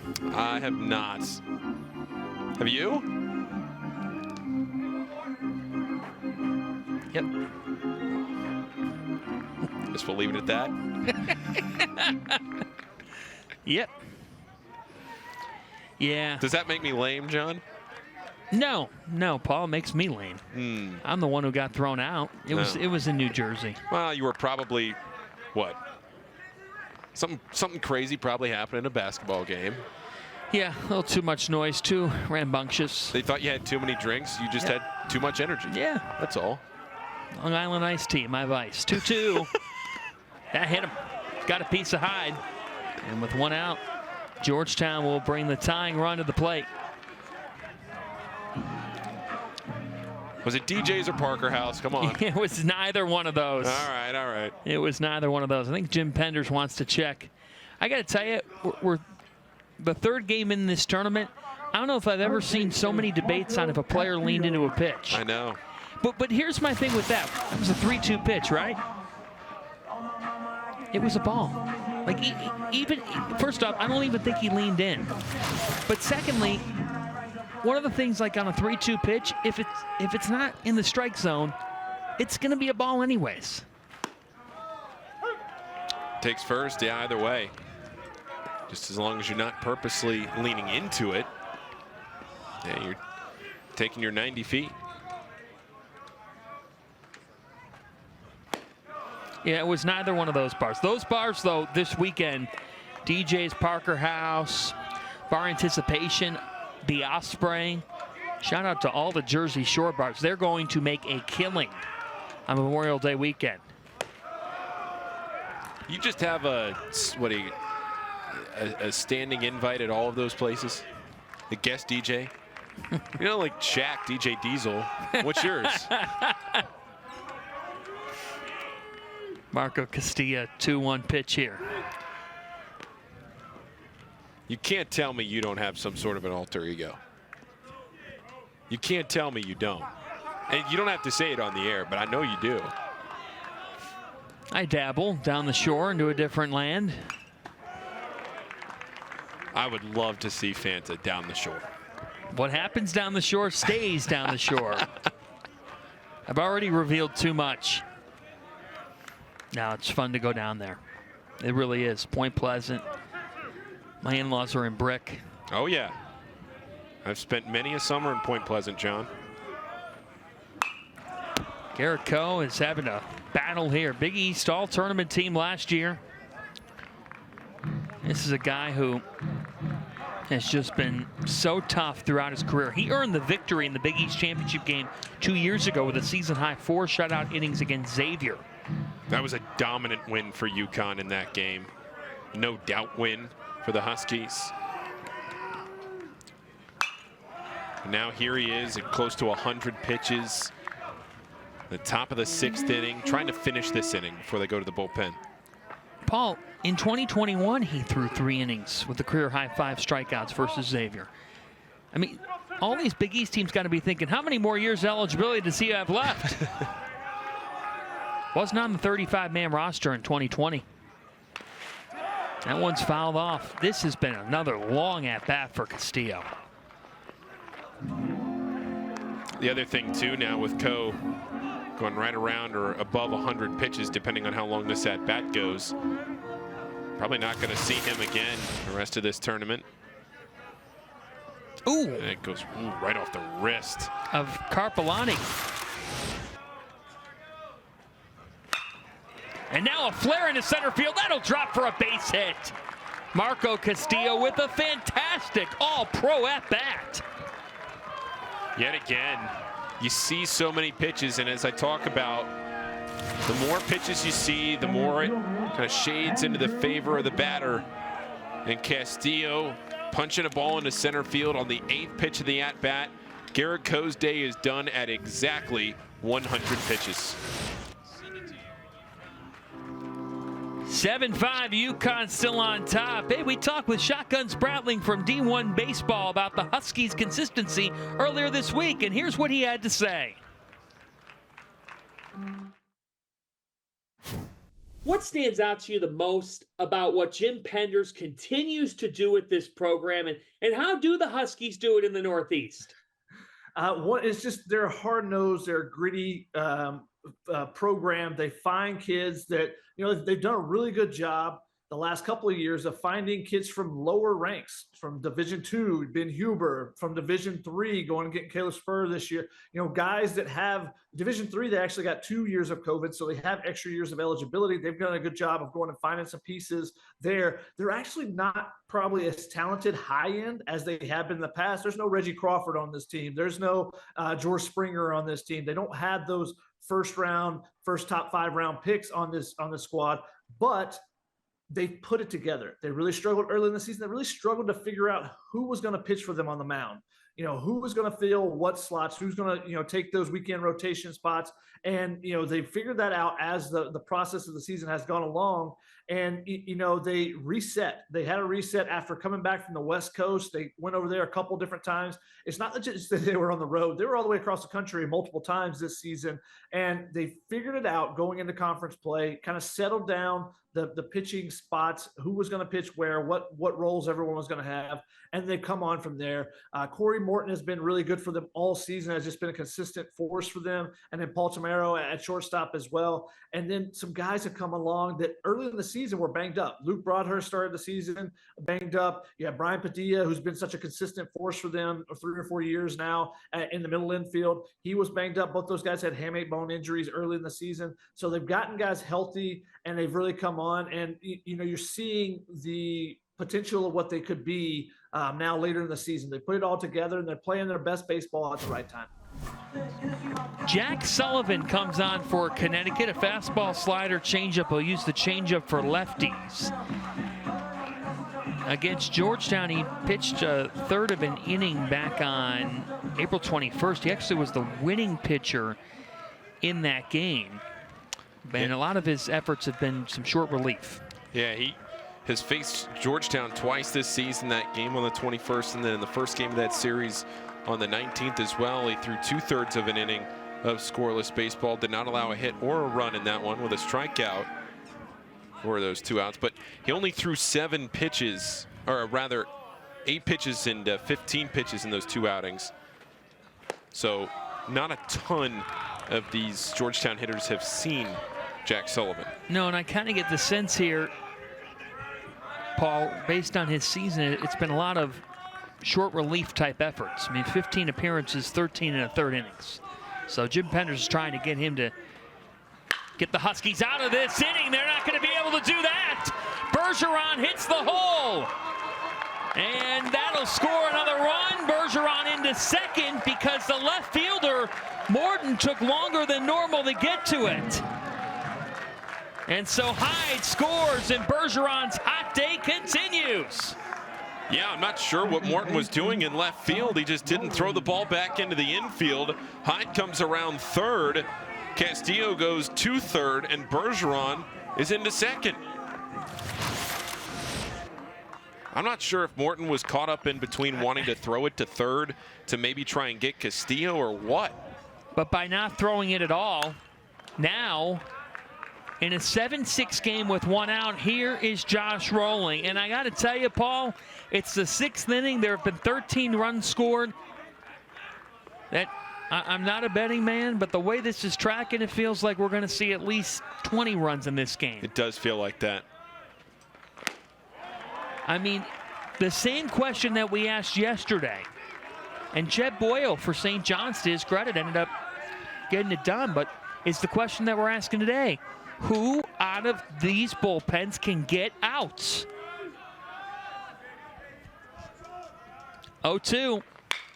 Little tapper to third. Off the glove. And it will score the tying run. Everybody's safe.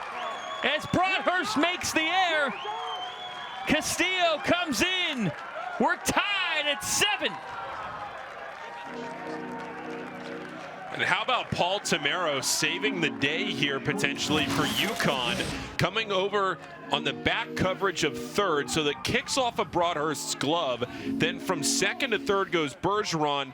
A good flip and he's out, but the flip was wild and Tamero barehands that ball. Otherwise, it could have rolled into the dugout and another run would have scored. And there's still only one out, and here's Michael Eze. And if he hits a ground ball, it's going to be awfully hard to turn two.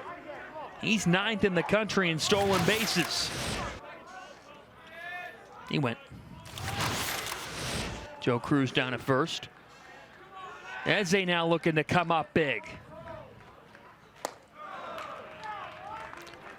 What a ball game. 3 straight gems here at the Big East tournament. This is an elimination game. Loser goes home. You can tell neither one of these two want to go home. 2-0. And you have to wonder if at all fatigue maybe playing a little bit of a factor for UConn. You played a lot of baseball. You were here late last night. You come back today, you play an emotional game against Xavier that goes 11 innings. Now granted, you only played half of that game today, but still, now here you are in this situation, trying to lock in. Outside and low, 3-1. They're at the corners. 1 out. Carpelotti's on deck. 7 runs apiece, 7 hits apiece. Michael Eze, so steady for this program, trying to give the Hoyas the lead back. Waved out of this, it's full. And now, do you have rolling run here, Paul, at first? I would start him here. I would. I would get him going, get him a head start in a full count. I know there's only the 1 out, but you don't want a ground ball to end the inning. That's a walk. They're loaded for the Hoyas. And Sullivan has come into this game and not been able to find a rhythm, and Jim Penders is going to head back to his bullpen. Yeah, you have to make this move here if you're Penders. You go to the top of the lineup. Carpelotti coming up. Bases loaded, less than 2 outs. You go to the lefty.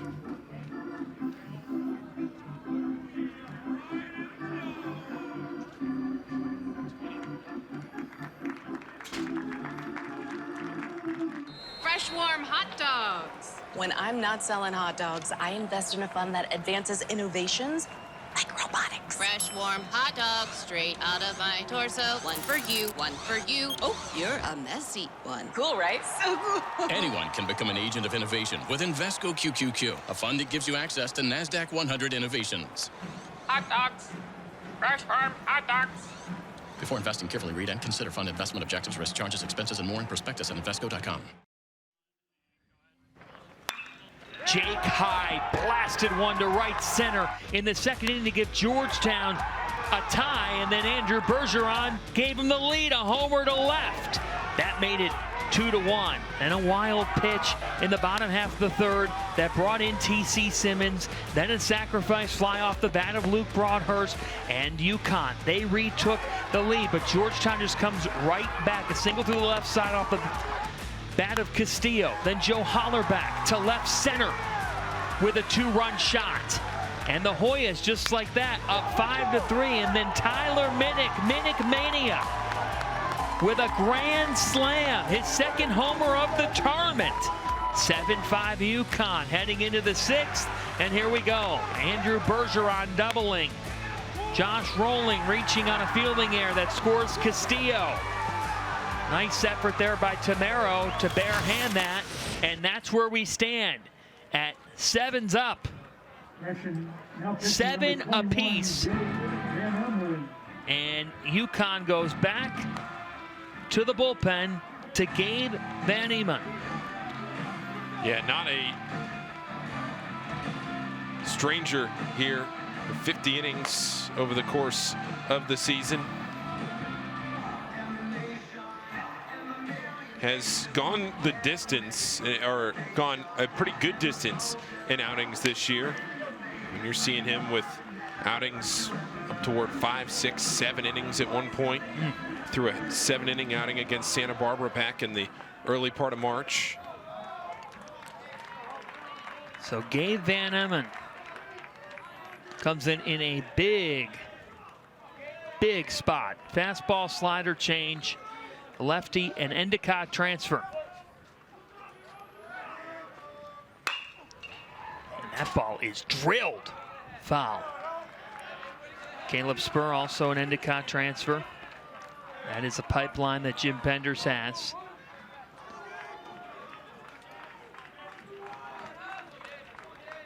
Division III school. Bases loaded for the Hoyas. Owen Carpellotti at the dish, and 0-2. And fastball over the outer half of the plate. Carpellotti doesn't like that one. Seen 50 innings on the season, close to a 7 ERA, a lot of strikeouts. Needs one here. Off the plate.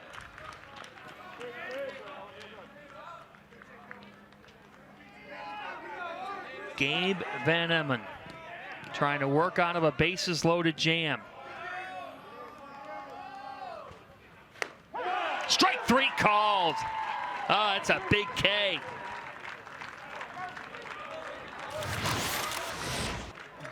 Again, same place as the pitch 2 pitches before. Fastball, Carpellotti just doesn't get the bat out there. Van Emmen did not face Georgetown in the regular season. He started the game against Boston College on the midweek, struggled, ended up not pitching on the weekend. That's off the plate. So it's not as if Georgetown can look back at anything, because they have not faced him, which, Paul, when you play these teams in a 3-game series, you're seeing a lot of the arms that they bring out here, but not this one. Joe Hollerbeck has already come up big. Now fouls this one off. Good play, though, down the first base line, giving chase there. Delano almost making that catch.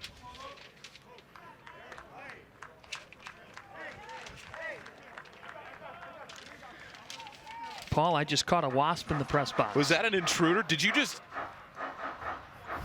Yeah, it's done. It's done? Mm-hmm. I had to be silent there for a moment, partner. I don't think the booth cam caught what John just did. Spectacular display of athleticism from the Phantom man to my left. 2 outs here, and they're loaded. 1-1, and now what do we have? Discussion. Again, I'm not sure what. I have no idea what they would be discussing here. Trying to listen in. Here's a play.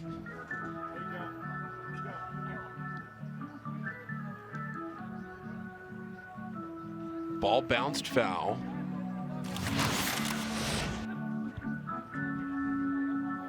Well, whatever it is, Jim Penders is heading back to the dugout.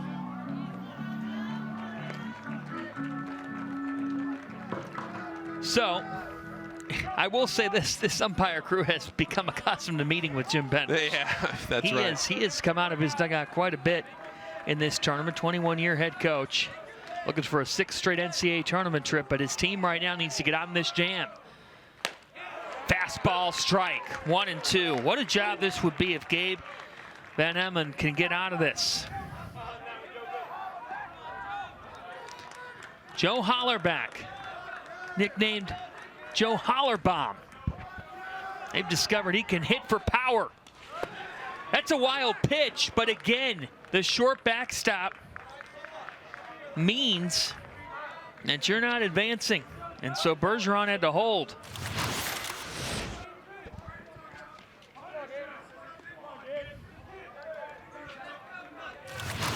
Two-run homer in the 5th for Hollerbeck. 1 for 3 in this game. Just a bonkers baseball game. Elimination game. Loser goes home, winner stays alive. St. John Xavier to come tonight. The pitch. Hollerbeck pops it to right, and it's caught. T.C. Simmons makes the catch. Gabe Van Emmen. A club. What is the University of Connecticut? We're a top-ranked research institution with campuses and staff across Connecticut built to inspire the community that is UConn Nation. We fuel the state's economy, and we are committed to inclusion that benefits the greater good.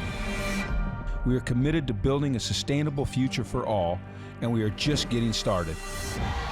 This is UConn. In the world of athletes, where every move counts, setbacks can feel like a mountain to climb.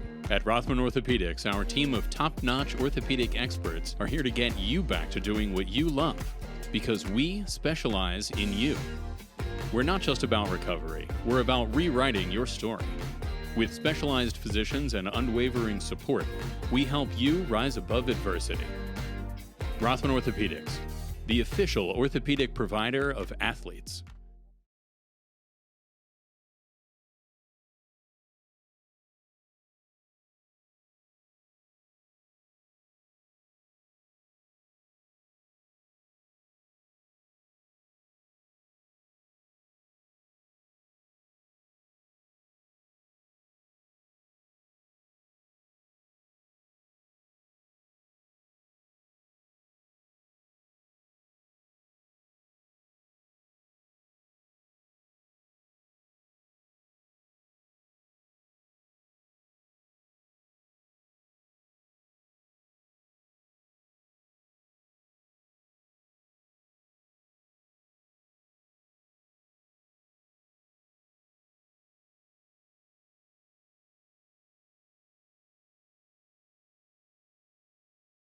This is the biggest stage. You're getting into the latter half of the game. You're here in the bottom of the sixth. You may be able to get some length out of Williams. You're having to face the top of the lineup.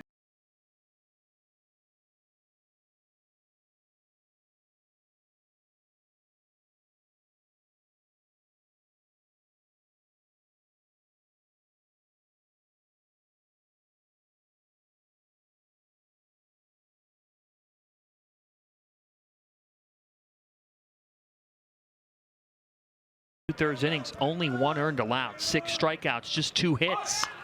Scoring to bunt is Spur, he can't get it down. So Andrew Williams was dynamite against this Connecticut lineup back on April the 20th. 6 2/3, just 1 earned, 6 Ks, just 2 hits.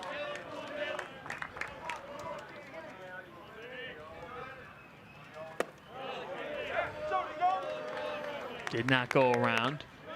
And so now, can Connecticut be able to find a way against Williams? And I think it's also, Paul, Edwin Thompson's tried everything out of his bullpen. He has not had a reliever really find success. No, he hasn't. And against UConn, where every one, or at least 8 of the 9 of their starters have reached base. Brian Padilla, the one exception. No player has scored twice. Now a little tapper out in front of the plate. Carpellotti fires, then time! Spur tried to bunt. Instead, how about an infield single? And just kind of that right out in front of the plate. And yeah, he beats it. I'll be surprised if Georgetown, they are going to challenge. So, I mean, I thought that was pretty clear. And Christian Ficca, you can see this should be a pretty quick review. You can see the ball outside the glove there, and yep, the foot of Caleb Spur on the bag beats the throw. So this should be very quick. I'm going to use the restroom. All right, get after it, Fanta. Let's start the timer. Go, Fanta, go.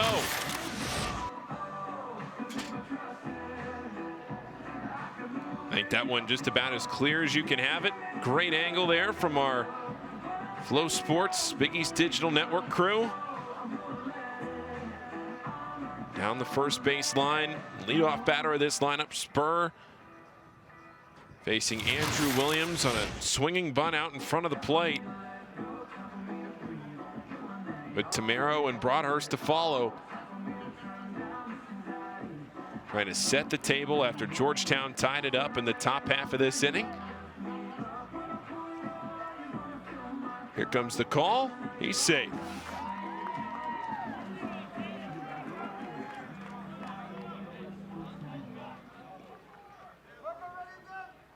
So here we are with nobody out in the bottom half of the 6th inning.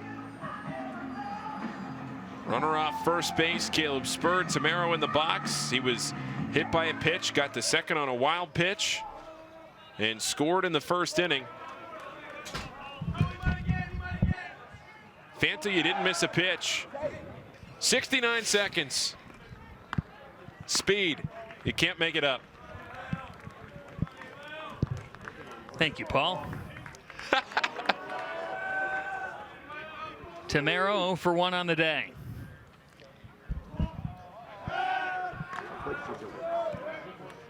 I thought maybe you could bring back some treats or something. Bring back a gift basket. Watch, they'll bring us one here during the next inning break. Why not? Bottom 6, loser goes home. Square to bunt, it's foul.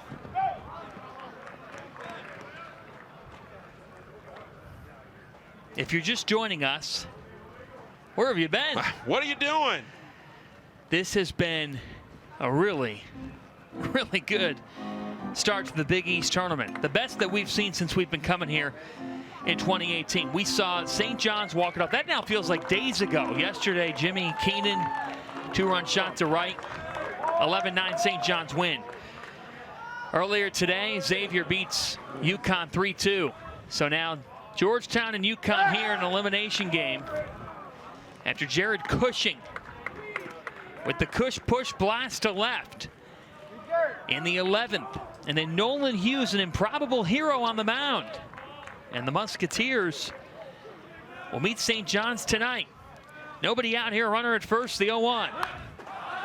And I'll tell you what, Jim Penders, if there's going to be one thing that he talks about with his team, it's hopefully they hear their name called regardless of what happens in this tournament. It's going to be bunting, because he has tried to get bunts down with this club, and they have had a lot of issues laying down bunts. A lot. 0-2 on Tamaro, who's 0 for 1 in this game. That's outside. Yeah, keeps looking over. Spur at first base. 26 stolen bases on the season.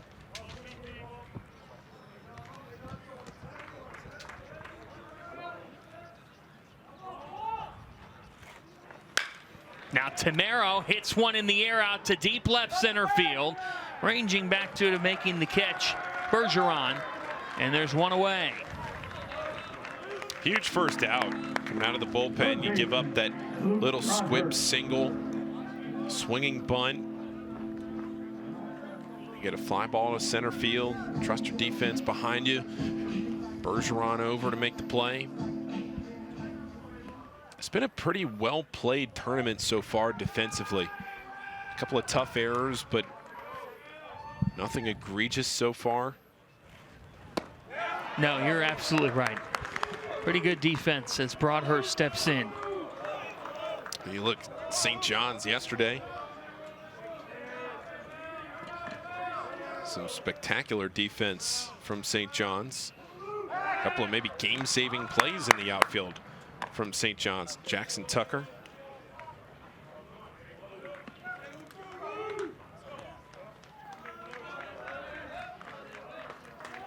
Just a wild, wild game. UConn led after 1. That's waved at and missed. Georgetown struck with 2 solo shots in the second. Huskies punched right back with 2 in the third. Georgetown got one back in the fourth. Marco Castillo to tie us up. Then Hollerback, homering, Minnick homering, Bergeron and rolling. And we're even here at 7 apiece with 1 out. In the dirt, goes to the backstop, off to second is Spur. So a wild pitch. We've seen a couple of wild pitches in this game from Georgetown. Tamero got to second on a wild pitch in the first inning, then he came around to score. Now Spurgo's in a scoring position. All of a sudden, with Broadhurst at the plate, just a little slap single, and UConn is back in front. 1 out here in the 6th. Spur at second. Andrew Williams, the 1-2, down low. Edwin Thompson got 5 innings from Everett Catlett, 6 earned, 5 strikeouts, 4 walks, a mixed bag, 100 pitches. He doesn't go to Kyle Alexis, doesn't go to some other reliever. He goes to one of his weekend starters here in Williams. And you have to think right now, Paul, either Andrew Williams is going to fight his way through things, or Georgetown's going to be in some deep trouble, because if you would have drawn it up coming in, you told the Hoyas, hey, you're going to be able to throw Catlett and Williams in a game. They'll take their chance against almost anybody. Yeah. And you wonder how long of a leash she has, too, with potentially still 3 more wins that you need. I think that leash is long. I think that leash is long. Because once you're in there right now. Yeah.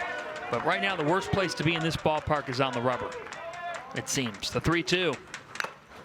Because these hitters, they just know. They know what they're seeing. I don't know if I can remember so many fouled off pitches. Yeah, 5, 6, 7 pitch at bats time after time. Double-digit pitch at bats that we've seen. Here's the payoff. Ball 4. Great at bat by Luke Broadhurst. That is just a professional AB. And that's the 2nd straight inning that he's walked. Came around to score in the 5th. Now here with 1 out, walks in the 6th.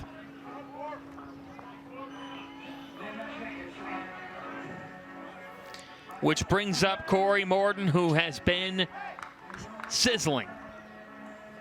A double in the 1st to score a run. A single in the 5th, then came around to score. Now Morton, the All Big East first team selection, nearing 200 career hits, back at the dish. Downstairs.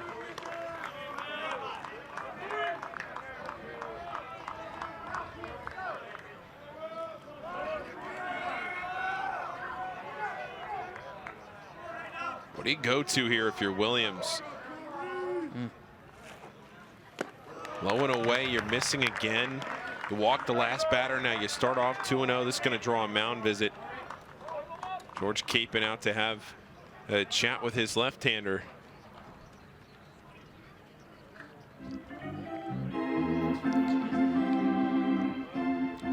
Take a look here at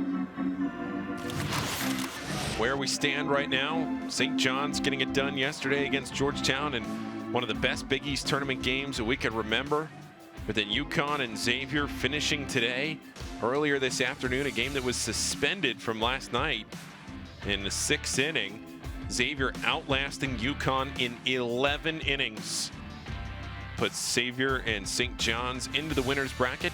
That game will probably be about 45 minutes to an hour after the end of this game, which will certainly not end on time. Georgetown and UConn here. We were nowhere near the end of this game, which was due to end around 6:30 by that schedule. And there are some storms looming in the Mason area later on tonight. So we'll see what the status of that Xavier St. John's game is. 2-0. Ball 3. Corey Morton, the son of Kevin Morton, who played his college baseball at Seton Hall and then played a year for the Boston Red Sox. So Corey's got great genes, and he is a big-time piece to this Connecticut team. 2 on, 3-0. Got to think red light here. A little fake out there. And how does Andrew Williams respond? Now you got Jordan Yoder, the senior, down there in the pen. Here's your 3-1. Runners going and fouled off. Put the hit and run on with 3-1 and 1 out. Aggressive play. Corey Morton, your cleanup hitter. Single and a double today. This UConn team under Jim Penders, 32-22. Another strong strength of schedule. Xavier has the strongest in the conference, but another strong strength of schedule, and 17-4 in the league, a league that was 7th in RPI overall in all of college baseball. Throw back to second. It goes into the outfield. Oh, no! And so they don't need any hit and run or double steal. That is a big miscue. Especially in a full count, John. I know it was a decent lead for Spur, but you have such a huge pitch coming.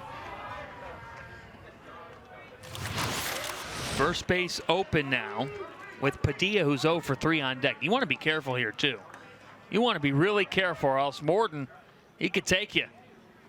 Waved at and missed. Williams went up the ladder, and that is a mammoth strikeout. It elevated on this pitch, like you say, John.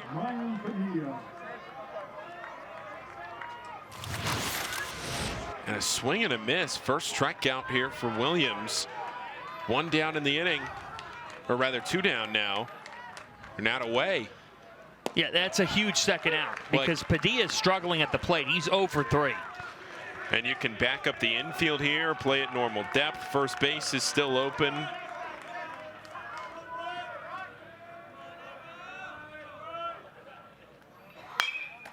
Padilla fouls that off, and now it's 0-2. Brian Padilla 0 for 6 with a pair of walks in this tournament, but 0 for 6. He does not have a hit. You got Broadhurst at second, Spur at third, 7 apiece. The 0-2 upstairs. The runner in between second and third. Broadhurst wiped out. He slipped. His plant foot gave out trying to get back to second base. Looks like me at that Jersey bar.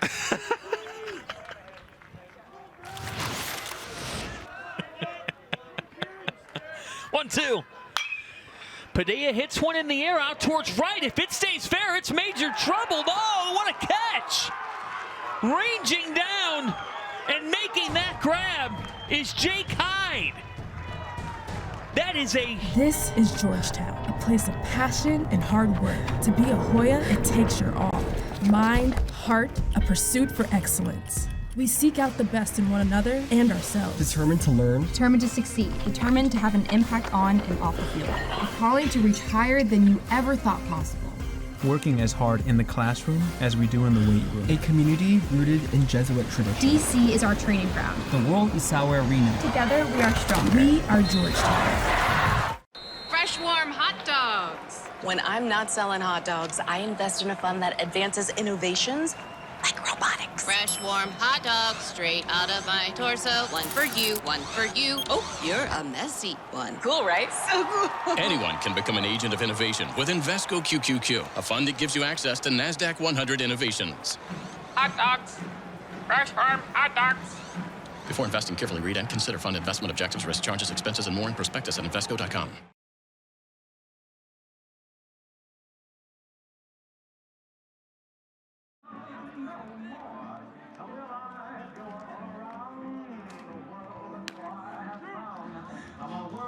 Welcome back, guys. UConn head coach Jim Penders is so diligent and almost cerebral about his preparation for these games. Every time he travels, the team watches him slam the ball and throw heaters off parts of the wall, off the first baseline, the scoreboard, analyzing the padding off the bullpens, making sure his team is ready for any trajectory a ball might bounce or ricochet off those surfaces. The guys find it kind of funny. Ian Cook told us at St. John's one time, Coach Penders hit a ball into the bullpen that absolutely blew up their phone in the bullpen. It shattered that phone. So Jim Penders really paying attention to the little things, but I don't know if he had to pay for that phone, guys.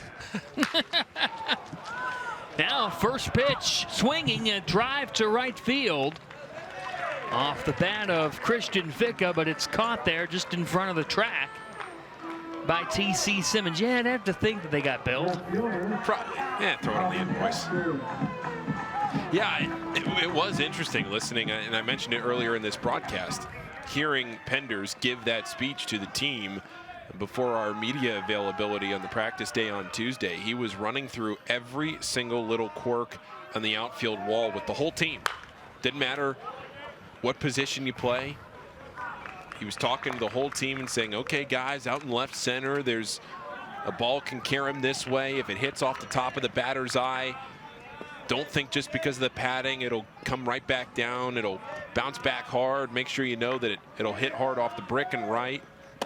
All the little things that you think of, maybe, but in real time, it's hard to keep track of when it's not your home park. You see it there. That almost cost Xavier the game in game one. Broadhurst a triple off it. Just the image of them breaking a bullpen phone at Jack Kaiser Stadium.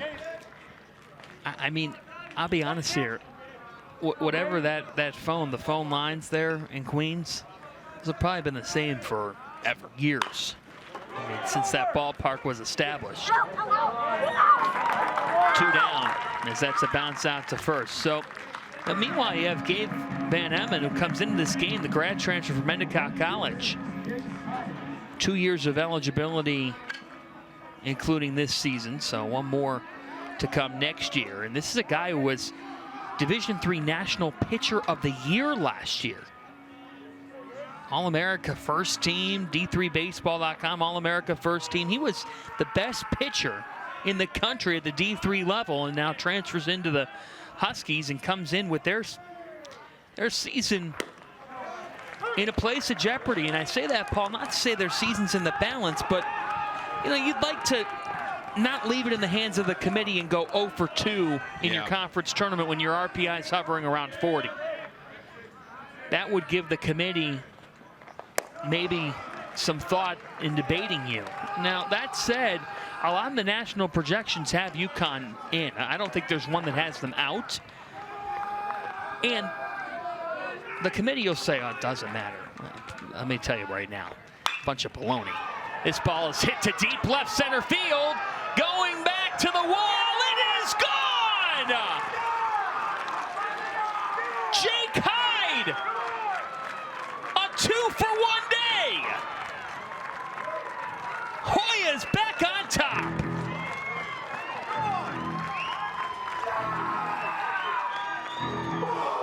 Jake Hyde has scored every time to the plate this afternoon. And he went to the deepest part of the park, just to the left of the batter's eye, for his second home run of this game. Georgetown with a 1-run lead. And you got to earn it to hit it out that far. Wow. That just snuck over the fence. That's 400 out there. I was just getting ready to say, as they appeal back, thought maybe Jake Hyde had missed second base. Oh, hold on a minute. Do we have an angle on this? Oh, my. Oh, boy. Could you imagine here? No way. There's no way. Did he miss second base? No. No. He touched it cleanly. Did he miss third? Well.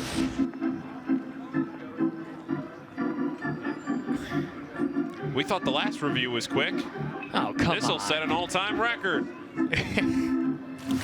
What? It's not. Here's the other angle. He clearly touches the bag. We're going to challenge. Gracious. What are we doing? What made them think he didn't?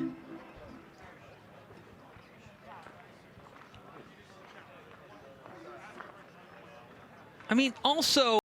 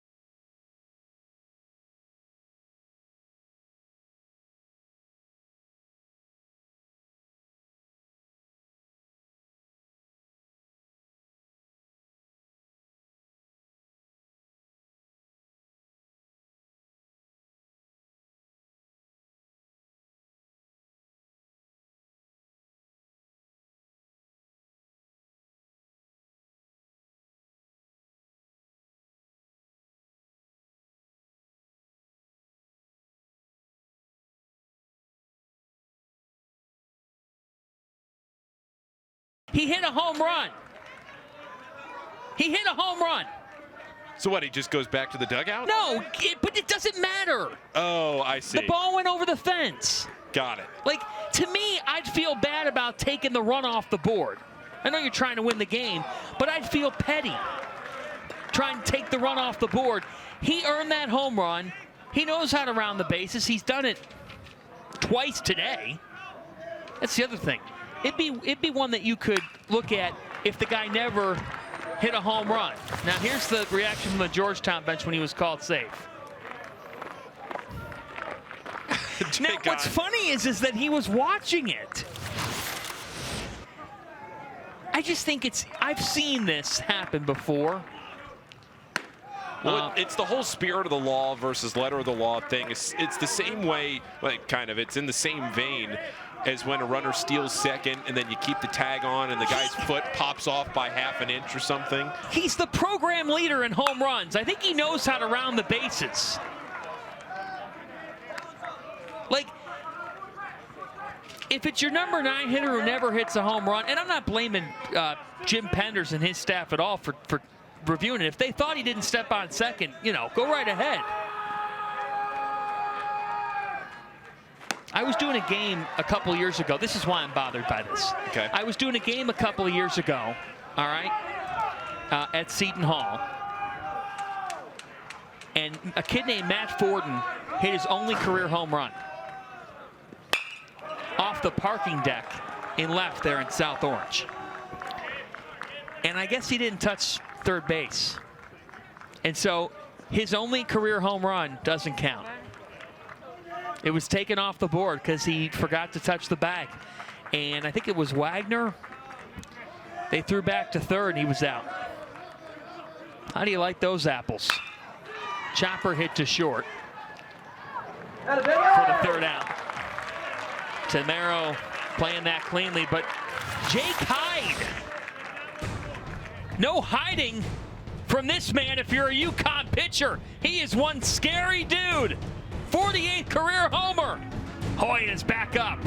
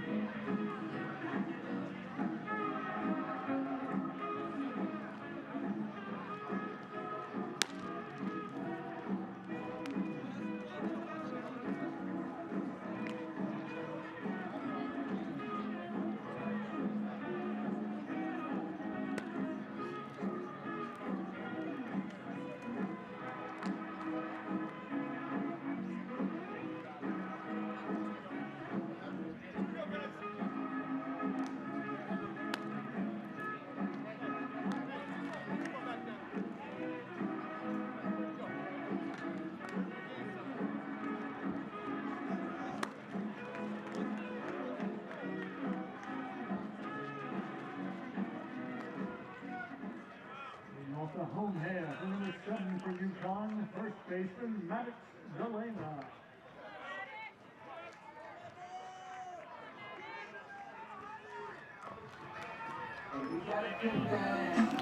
It is Jake Hyde's day. We even got a nickname for him from Casey Standahar, but I'm gonna wait for her to give it to us. Maddox Delana leads it off for UConn. He had a walk and came around to score in the 5th. Before the Hyde home run, Paul, John Fanta, Paul Frischner up in the booth, I was saying it was a bunch of baloney when we were talking about the committee, and this is just opinion. You can't tell me that Connecticut, who has made 5 consecutive NCAA tournament appearances, not to mention one of 12 teams to make 9 total NCAA tournaments since 2010. right? That list features Arkansas, Vanderbilt, Stanford, Florida, Southern Miss, great program, Oregon State, North Carolina, LSU, go on and on. You can't tell me that their name doesn't matter in the room. I know that the committee would say, no, we evaluate everybody for who they are. Reputation matters. You're trying to field what you believe to be the best 64. UConn, they're going to fit that label more times than not. Yeah, they are. They deserve to be in this year. This is a multi-bid league, John, as we've been saying. Absolutely. It could be a 3-bid league. Especially if St. John's wins this tournament or Georgetown somehow wins this tournament. I don't know with what pitching at the point that we get to, but Xavier right now is the best RPI of the bunch. Yeah, Xavier has put themselves in maybe the best position in recent years for this tournament as far as Xavier specific. You've seen what they've had to do. Last year they had to win 2 games on Saturday. Bouncing ball to second. In and out of the hands of the second baseman, Josh Rowling. So he makes the smart play and just gets the out at first. Yeah, and a tying run, John, goes into scoring position. And that took a bad hop right on the edge between the grass and the dirt.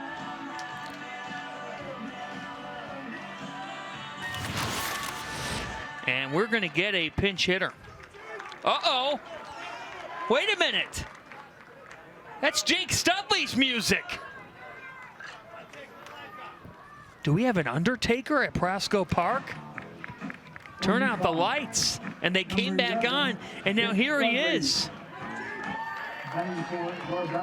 Jake Studley's going to hit for Garbowski, who's 1 for 3. What a fascinating plot twist this is. And Studley hits one towards the hotel. It's foul. 272 on the season and 195 at-bats. But hitting just 138 with runners in scoring position, you can turn that narrative around real fast. A knock here ties the game.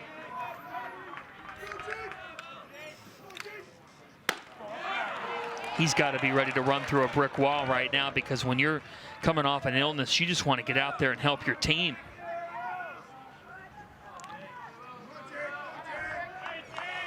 A key outfielder. With 1 out, tying run at second, Studley. Fouled off. You said it, 138 with RISP. But 12 doubles and 10 homers on the year. They call him Sticks. He's a grad student from Barrington, Rhode Island. First team All Big East a season ago. Homered versus Xavier in the Big East Championship last year, Paul. Grad transfer from Wheaton College.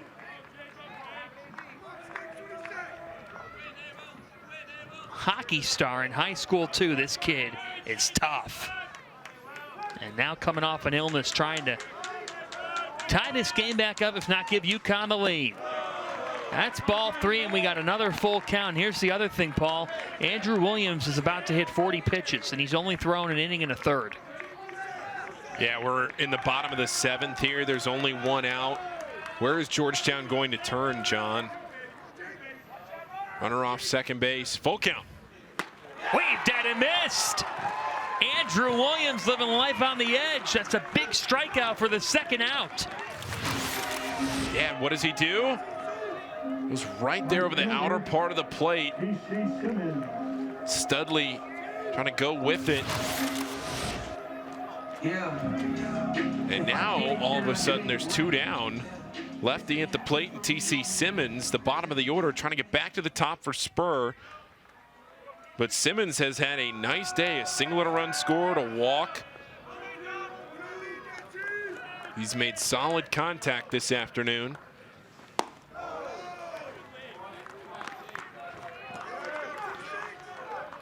Simmons, a guy who was banged up last year for this program.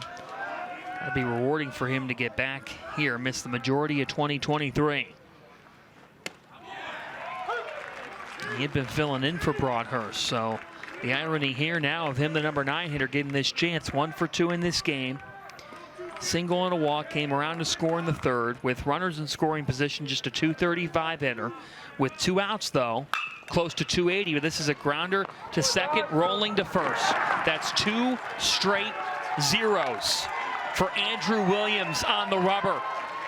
And after UConn had the grand slam from Minnick in the 5th, it's been silent since. Georgetown leads 8-7. As we head to the 8th, you're watching the Big East Baseball Championship on the Big East Digital Network, presented by Invesco QQQ. What is the University of Connecticut? We're a top-ranked research institution with campuses and staff across Connecticut built to inspire the community that is UConn Nation. We fuel the state's economy, and we are committed to inclusion that benefits the greater good. We are committed to building a sustainable future for all, and we are just getting started. This is UConn. In the world of athletes, where every move counts, setbacks can feel like a mountain to climb. At Rothman Orthopedics, our team of top-notch orthopedic experts are here to get you back to doing what you love, because we specialize in you. We're not just about recovery, we're about rewriting your story.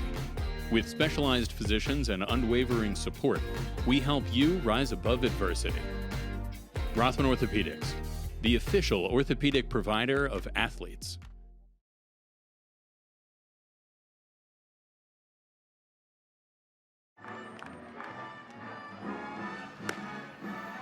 Beautiful Prasco Park, hosting the Big East Baseball Tournament for the 6th time. Fans aplenty getting some hot dogs, some burgers, popcorn, ice cream, La Rosa's Pizza tonight, Chick-fil-A tomorrow. It's terrific to see the start of the summer. There it is. You see some Xavier fans awaiting the later game tonight, some St. John's fans waiting on the winner. First pitch swinging here, Andrew Bergeron skying this one to center. And that catch made by Spur. How about the job that this lefty has done now into the 8th inning? He came in to face the top of the order in the 6th, facing Carpellotti with the bases loaded. Get Carpellotti and Hollerbach. You do give up the solo shot to Jake Hyde, but for the most part, he's done the job. Facing his 8th hitter here in Josh Rowling, who has reached twice today, once on a walk, once on an error. Lefty from that third base side of the rubber against this righty and Rowling. You know, you asked the question to me off the air during the inning break. What does Georgetown do pitching-wise from here? They've used 2 of their weekend starters in this game in Catlett and Williams. But, Paul, you're playing survival, too. I mean, I do find doing this tournament, the last thing you want is to come out of a game and you're eliminated and you say, oh, what could have been had we used that arm? You're wrestling that. And I get your point on, as Rowling draws a 1-out walk, I get your point on you got to have arms left. Yeah, but you can't have arms left if you don't get there. Right. So that's the, yeah. And you know what?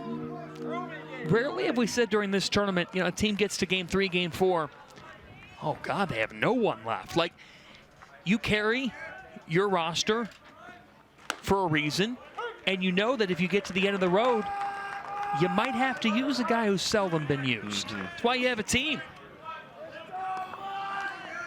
But also, Georgetown, yeah, they do need somebody to pitch. But right now, the way this team's hitting, they know they can just outscore people, do it the, quote, Xavier way. Well, Xavier didn't do that earlier today, and that's what's so impressive. You have to be able to win a game when push comes to shove in both manners. Xavier won it 3-2.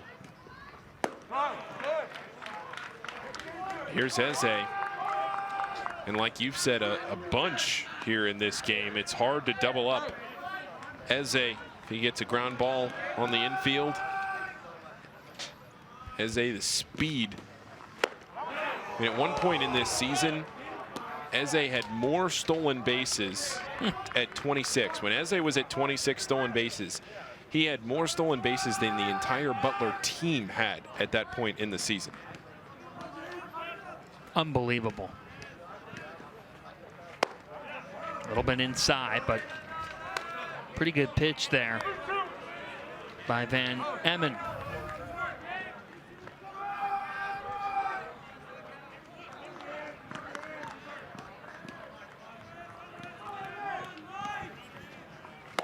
Waved at and missed. Gabe Van Emmen has his second strikeout of his outing. Just not trying to do too much. Staying within the zone, so hittable pitches, but you're keeping it inside.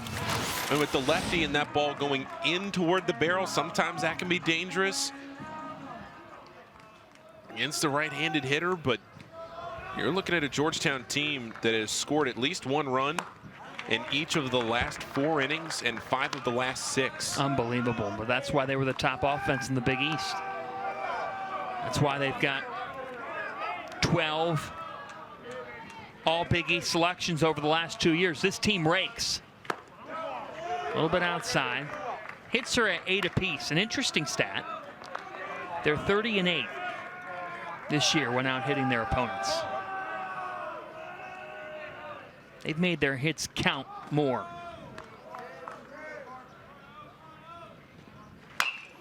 Oh, this is perfectly hit.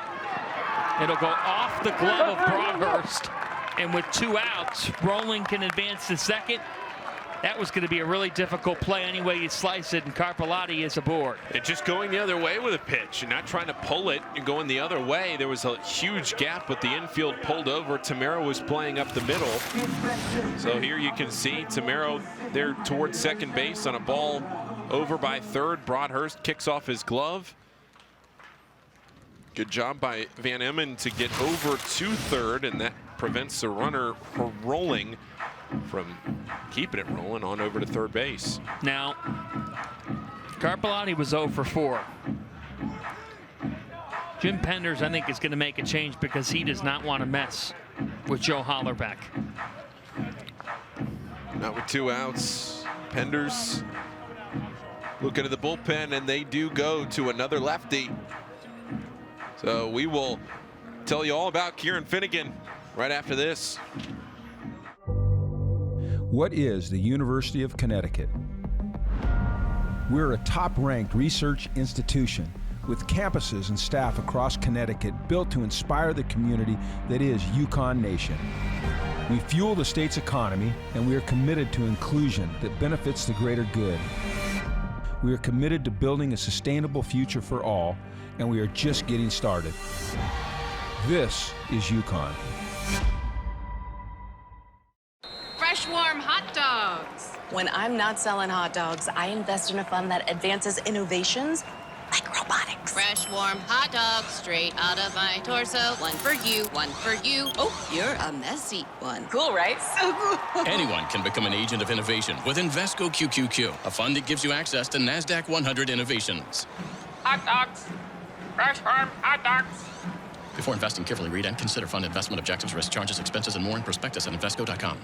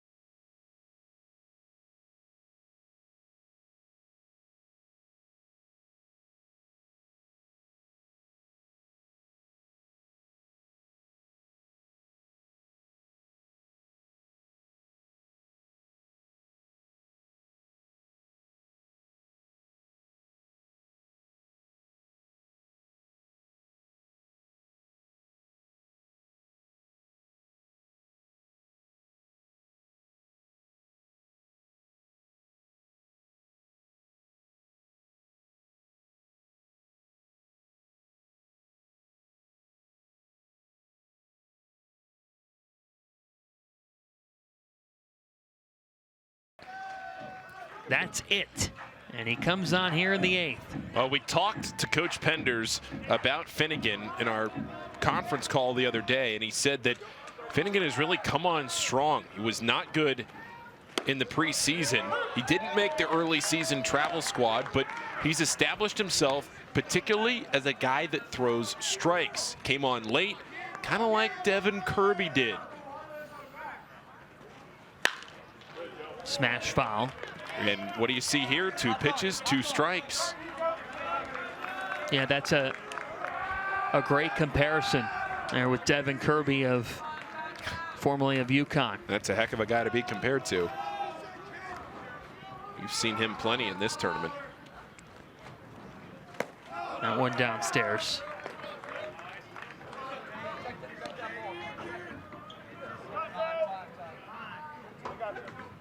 Yeah, Devin got the final 5 outs for UConn against Xavier to clinch the Big East title back in 2022. He was so clutch.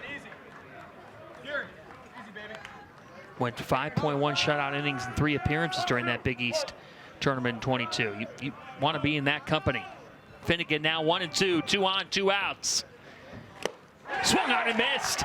It's a big out to get Holler back. Kieran Finnegan comes up huge for Connecticut to keep this deficit at 1.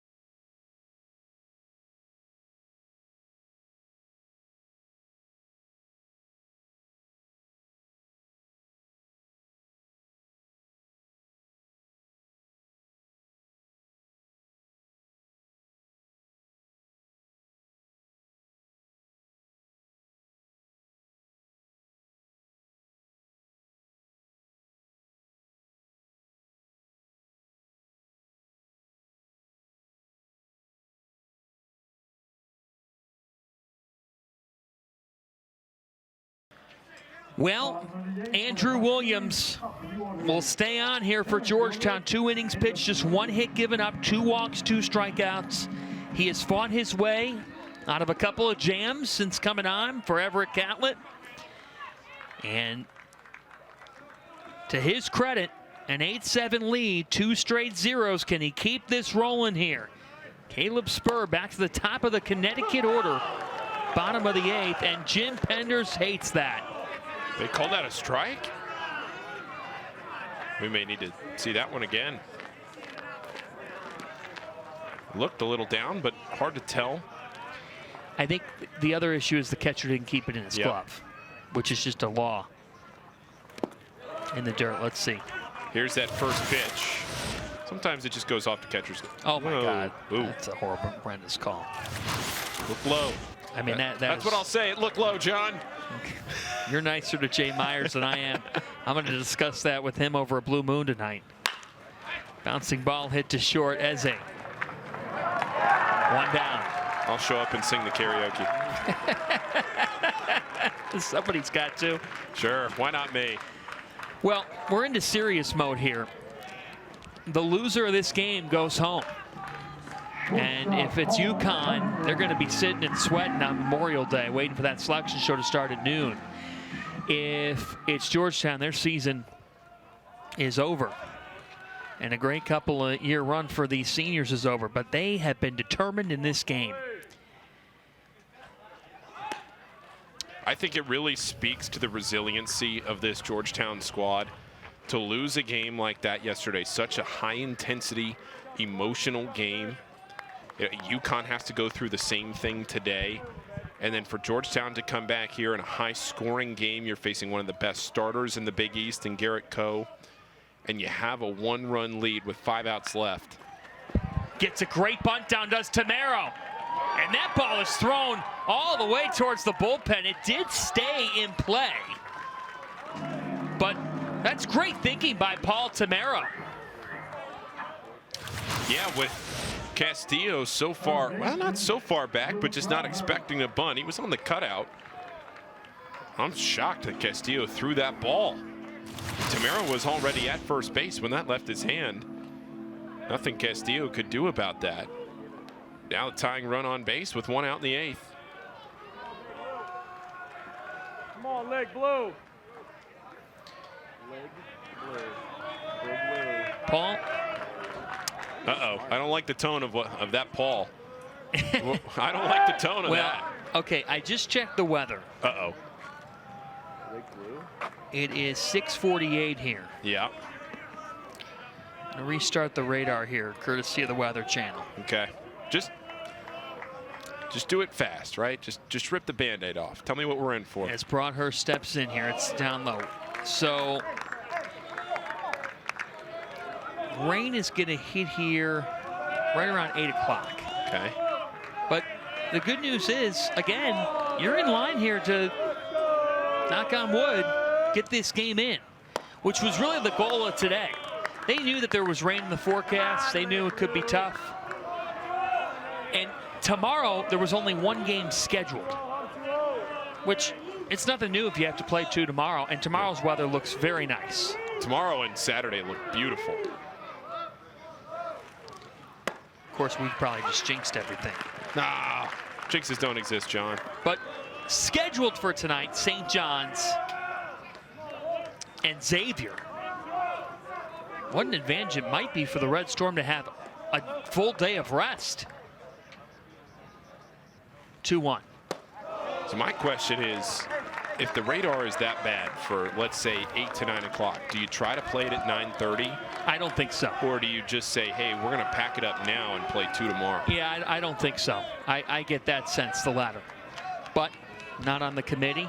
Don't make those decisions. But I think the coaches would be just fine coming back tomorrow and playing 2.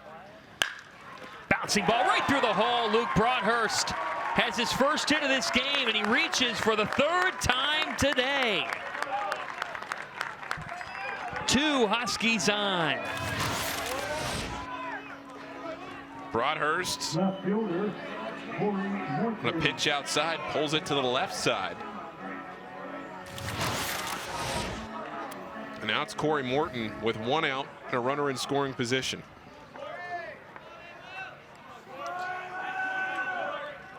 Bottom of the 8th, Georgetown 8, UConn 7. UConn struck with 1 in the first. Georgetown answered with 2 in the second. UConn came back to take a 3-2 lead. Then it was tied 3-3 after 4. That one bounced foul. In the 5th inning, Hoyas got back on top. Joe Holler back. Joe Holler bomb homering to left. Tyler Minnick with a grand slam in the bottom of the 5th. That made it 7-5 Connecticut. Then Andrew Bergeron, Josh Rowling tie the game. Jake Hyde the difference. Top of the 7th, homer to left center. Now Connecticut trying to answer right back. Corey Morton up again. A double to score the game's opening run way back in the 1st. That feels like yesterday. A single in the 5th came around to score. When he gets something cooking, Paul, good things happen, says Jim Penders. Things are cooking now, John. Runners on 1st and 2nd in a huge spot. Padilla waiting, then Delana. Padilla's had a rough afternoon, and again, all it takes in this game of baseball is 1 swing to change the whole narrative. Right around supper time, Paul. 2-1. Fouled off. Right around dinner time. Who's going Eaton? Eaton fastballs, or who wins this battle? Yet again, another long AB. Foul balls. 2 on and 1 out. Connecticut trying to rally. And Corey Morton just keeps fouling pitches off. What do I always say, John? Sometimes the save comes in the 8th. Sometimes it's the things that build before the final inning.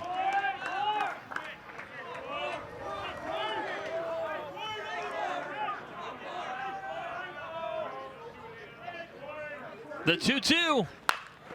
Little tapper hits second base side, charging, rolling to first for the second out. And yet again, Paul Frischner, in the midst of a game that they've scored 7 runs, Connecticut is 1 for 9 with runners in scoring position. They have left 8 men on base so far in this game. And of those 8 men left on base, 7 of them have been left in scoring position. I beg your pardon. 2 for 13 with runners in scoring position. 1 for 8 with 2 outs. How many times do you see a team score 7 runs in a game where they're 2 for 13 with runners in scoring position? That is crazy. But that's where this stands. 2 on, 2 outs. Brian Padilla swung on and missed. He is hitless in this tournament. 0 for 7, and he's fighting it right now. You know, we're used to seeing UConn mash in this tournament. They've got the hitters. Right now, it doesn't feel like they own that same level of offense. Now it's 0-2 on Padilla. Andrew Williams seems to love the bright lights. The fastball has worked twice in a row. Does he go to it a 3rd time? The ERA leader for the Hoyas. 0-2 with 2 on and 2 outs.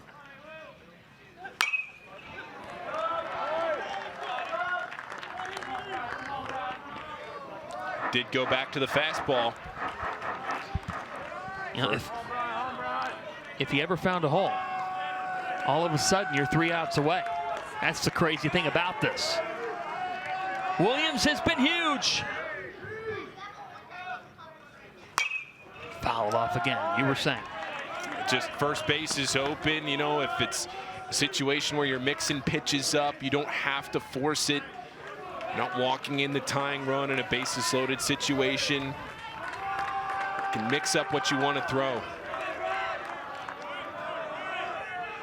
Tying run 90 feet away. The 0-2 off the plate. And that's what I mean. That's a perfect pitch from Williams. It's a perfect pitch.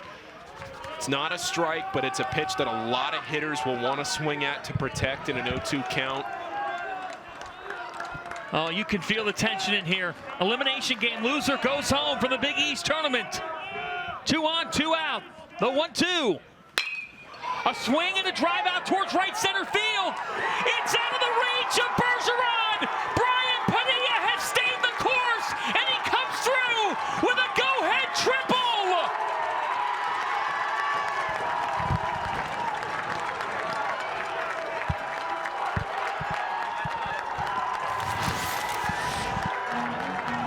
It's the beauty of baseball, John. One swing can change the whole narrative of your afternoon, and in this case, of your tournament. And Brian Padilla, who was hitless at Prasco so far, has come up with the big one.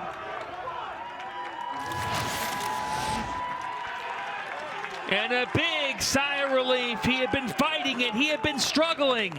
And now here is Maddox Delana. They were 2 for 13 with runners in scoring position. They were 1 for 8 with 2 outs. They have not had that clutch base hit. Difference from a home run, Paul, because a base hit keeps the pressure really on. Doesn't reset everything. And Brian Padilla, you want to talk about clutch. He may have just saved Connecticut from going a rare 0 for 2 in the Big East tournament. And what a story. A guy who Jim Penders challenged last offseason said, look, if you're going to have the same level of production, it's probably not going to come here. It's going to have to come somewhere else. And Padilla met the challenge. Wow. And now look, John, if you're Williams on the mound for Georgetown, you have to lock in and get this out. You can't let this spiral because you do have Ficka, Castor, and Hyde coming up.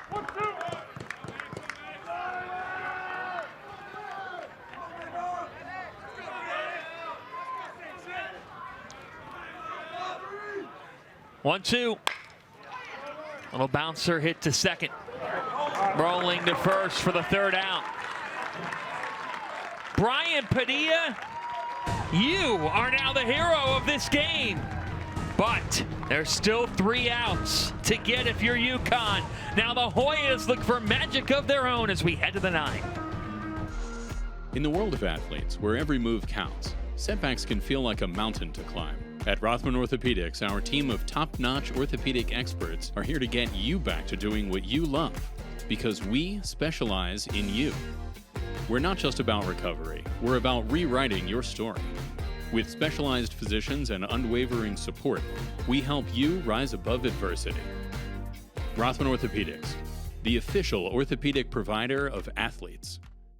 This is Georgetown, a place of passion and hard work. To be a Hoya, it takes your all. Mind, heart, a pursuit for excellence. We seek out the best in one another and ourselves. Determined to learn. Determined to succeed. Determined to have an impact on and off the field. A calling to reach higher than you ever thought possible. Working as hard in the classroom as we do in the weight room. A community rooted in Jesuit tradition. DC is our training ground. The world is our arena. Together, we are stronger. We are Georgetown.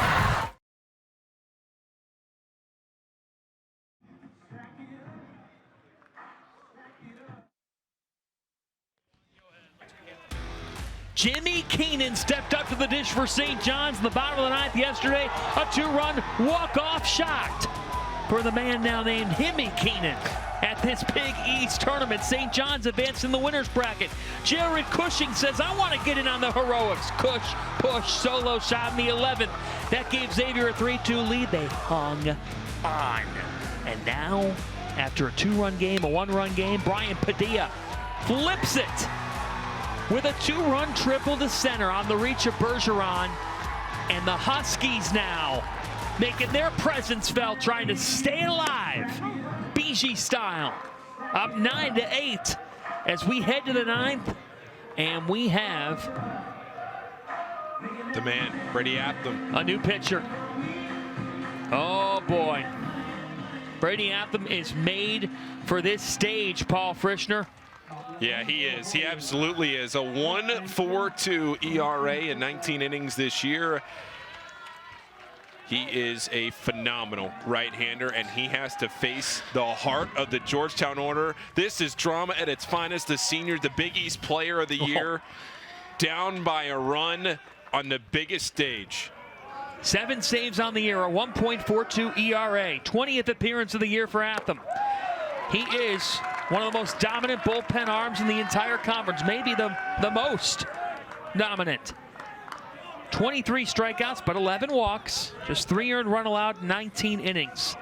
A 169 opposing batting average, and he throws gas. Big East all first teamer this year.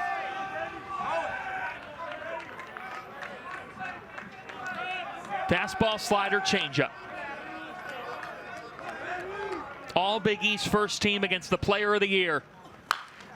1-2. Ficka today 0 for 4. Castor behind him 0 for 4. So this 3 and 4 of the order, 0 for 8 on the afternoon. Brady pitched a scoreless frame last year against Georgetown, the Big East tournament. A landscape architect major.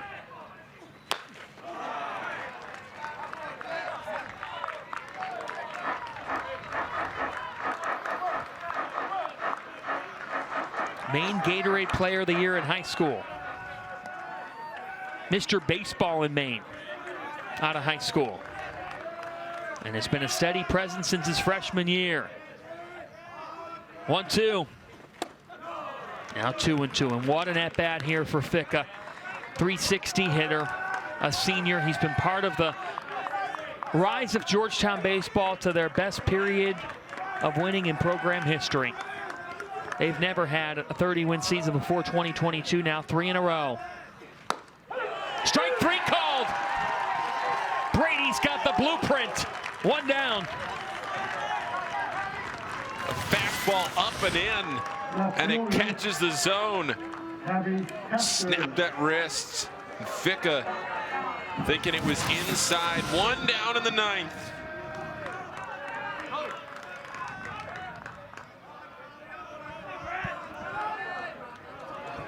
Here is Kavi Castor. A swing and a miss. He is 0 for 4 in this game after coming up with 2 home runs yesterday. It's amazing. You get Ficka, now you got Castor, homer twice yesterday, and then the guy up next, nobody's been able to get out. The 0-1. Castor with a little jam shot into center, and it will drop. That is a big knock for Kavi Castor, Paul, because as opposed to 2 down and Hyde, Hyde will come up to the plate as the go-ahead run. Already with 2 homers on the day. A jam shot. Didn't get great contact on it, but bloops it into center field. That's all you need, and the tying run is on base. Here is Jake Hyde, and it has been his day. That Gary Sheffield-style swing beforehand. What a play there by Garbowski behind the plate. Look at these numbers. The all-time leader for Georgetown in home runs with 48. Now 13 on the season. Fouls that off. What a fastball. Jake Hyde goes after it. This guy is some kind of special and having a historic day. Can he deliver again?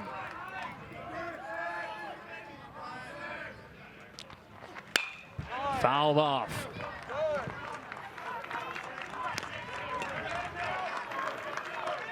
What a game. Brian Padilla so clutch in the bottom half of the 8th with a 2-run triple.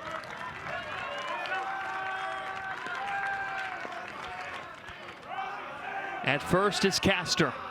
1 out, elimination game. Loser goes home. Waved dead and missed. Brady Atham. He got Christian Ficka. He gets Jake Hyde. He is the man. And Hyde left it all out there with that swing. If he connects on the barrel, that ball is going a long way. But Atham misses the bat. Now he has a deep breath, and he knows that UConn is 1 out away from salvaging this elimination game. We know in this tournament it's all about surviving and advancing. There's going to be runs. It was not always pretty for UConn, but they can find a way here. Marco Castillo at the dish. Popped up behind the plate. And behind us here. All right, how does Castillo approach this? Well, you saw him earlier in the day. He was 2 for 4 today. He has a run scored. He's put good bats on the ball. You've faced a lot of fastballs here from Atham, and the fastball has really worked. It's had some movement to it. Set up outside. The 0-1. A little bit off the plate. But that's a perfect pitch. Again, that's a really good pitch from Atham. On a fastball, you're going to the outer half of the plate. Maybe a half of baseball outside. Xavier and St. John's in the winner's bracket. One of these teams going to get sent home. Taken off on the pitch is the runner. There will be no throw. Castor steals second. Give him his 9th stolen base of the year. And Paul, that's big because if Castillo could just find a hole, we're going to be tied. And the pitch was a ball. So it flips into a hitter's count at 2-1. St. John's and Xavier later tonight. That's what's on the schedule right now. Some weather may jeopardize that.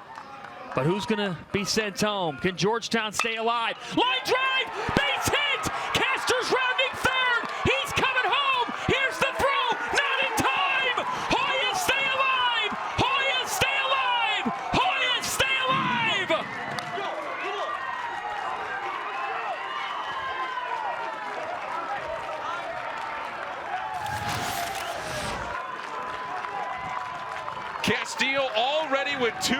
today. The third single, and it's just past the outstretched glove of Paul Tamero. We are locked at 9 at Prasco. This tournament has delivered time and time again. We are in game 3, and every single game has been the same way, John Fanta. 9s everywhere you look. And if you look at the scoreboard, I'll give our crew a moment to get there. Right now, out in center field, it will sum it up. As here is Andrew Bergeron. Folks, if you look at the center field scoreboard here, look at that on the end. Even.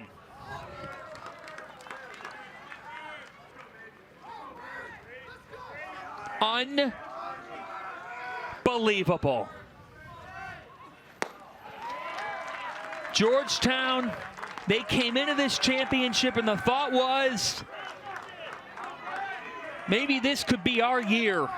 Paul, they're a pitch away from being on their way home. Instead, they're going to at least get this to the bottom of the 9th inning. Taken off on the pitch, Castillo, and now he's into second base. Yeah, but think back, how big was that stolen base by Kavi Castor to get to second?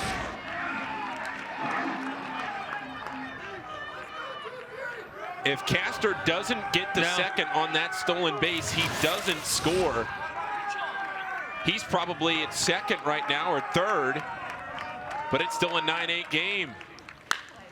Now a line drive into center field, and it's caught. Spurs there. But the Hoyas are still breathing at Prasco Park. High drama. To the bottom of the 9th we go. This is Georgetown, a place of passion and hard work. To be a Hoya, it takes your all. Mind, heart, a pursuit for excellence. We seek out the best in one another and ourselves. Determined to learn. Determined to succeed. Determined to have an impact on and off the field. A calling to reach higher than you ever thought possible. Working as hard in the classroom as we do in the weight room. A community rooted in Jesuit tradition. DC is our training ground. The world is our arena. Together, we are stronger. We are Georgetown. Fresh, warm hot dogs. When I'm not selling hot dogs, I invest in a fund that advances innovations like robotics. Fresh, warm hot dogs straight out of my torso. One for you, one for you. Oh, you're a messy one. Cool, right? So cool. Anyone can become an agent of innovation with Invesco QQQ, a fund that gives you access to NASDAQ 100 innovations. Hot dogs. Fresh farm hot dogs. Before investing, carefully read and consider fund investment objectives, risk, charges, expenses, and more in prospectus at Invesco.com.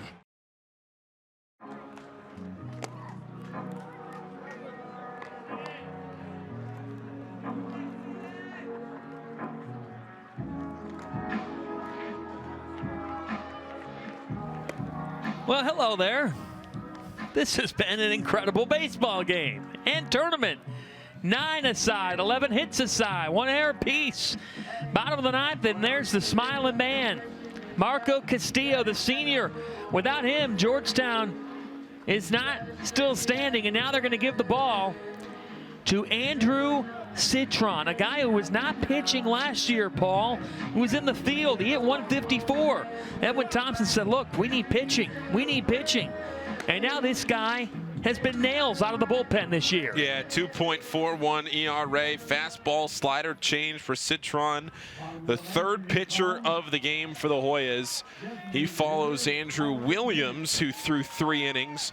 He allowed 2 runs, both earned on 4 hits with a couple of walks and a couple of strikeouts on 67 pitches. This is a guy who did the work in the summer, played in the Appalachian League. This is fouled off behind the plate. And Paul, halfway through the fall, he stopped hitting on his own, took the bat out of his hands. Because Edwin Thompson said, look, I could put guys ahead of you in the lineup. They had an honest conversation. Played in the Appalachian League last summer. Did some bullpens Wednesday and Thursday in the falls. This one is pop back foul. and then carved out a role for himself. Really remarkable. Just another remarkable story in this tournament. And here's a guy who he was not pitching at all last year. But the maturity to do that, to take the bat out of your hands and just focus on one thing and commit to the role. The trust that this Georgetown roster has in their coaching staff, the belief that they have, that they know that this coaching staff time and again will make correct decision after correct decision. Swung on and missed. Tyler Minnick, who's been red hot, goes down swinging. But here we are, 9-9 in the ninth. Tyler Minnick, who has had a heck of a day today. A grand slam, also a home run earlier in the game against Xavier, and now a pinch hitter. You know, looking back at the regular season series between these two, as Matt Malcolm. Yeah, we're going to get a pinch hitter, Matt Malcolm, the senior catcher. So Malcolm pinch hits here in this 8th slot. And that is just gas. Come out of the dugout, you pinch hit, and you just go up there and take a massive cut. Citron threw 2 1/3 against UConn his last time out against them with a strikeout and a walk, just 2 hits allowed, no earned runs in that 2 1/3. In the series opener against Connecticut earlier this season, gave up 4 earned in 2 innings. So he struggled once, then he bounced back. 1-2 now on Matt Malcolm, the senior catcher. Check swing did not go.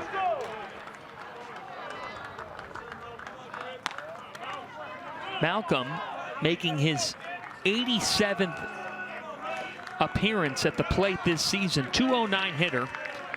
He does have 8 home runs. You know what UConn's thinking. Well, there's a reason they put him up to the plate here in this situation. And you saw it in that first swing. We have had every one of these games get decided in the final inning. And we're in for that here again. A walk-off home run off the bat of Jimmy Keenan, and that's a strikeout for Citron. Down goes Matt Malcolm. Fastball tailing back to the outer half of the plate. Malcolm thinking it was outside. It's rung up for what he thought would have been ball 4. And now here is T.C. Simmons, and after 6 years have passed since we last played an extra inning game in this tournament, we might have back-to-back games of extras. We were due, as they say in baseball, John. We were due. Unbelievable. This game is so funny. Bouncing ball to second. Great play and an unbelievable pick. What a job by Josh Rowling with his range, and then Ficka with the Flicka special. Ranging over to his right, you collect the ball out of your glove, you put it on the short hop for your first baseman, and you let the player of the year make the play. Extras.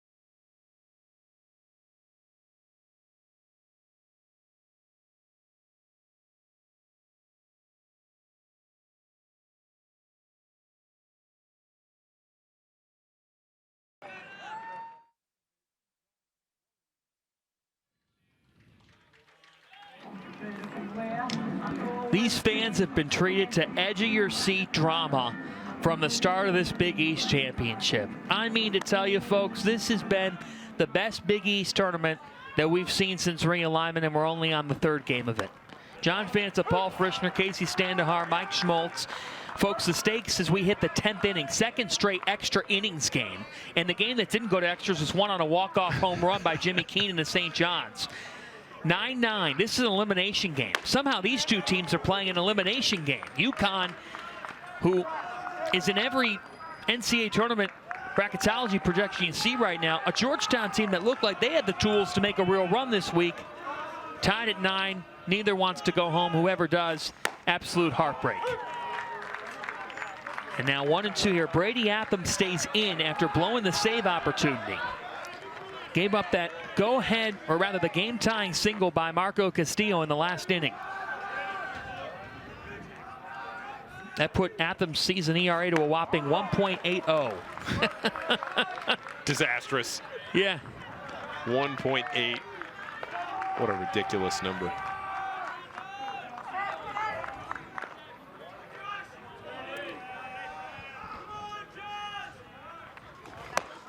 One little bit low. Fastball there at 91. Brady Atham. You have the 8-9-1 of this Georgetown order here. Rolling Eze, then Carpellotti.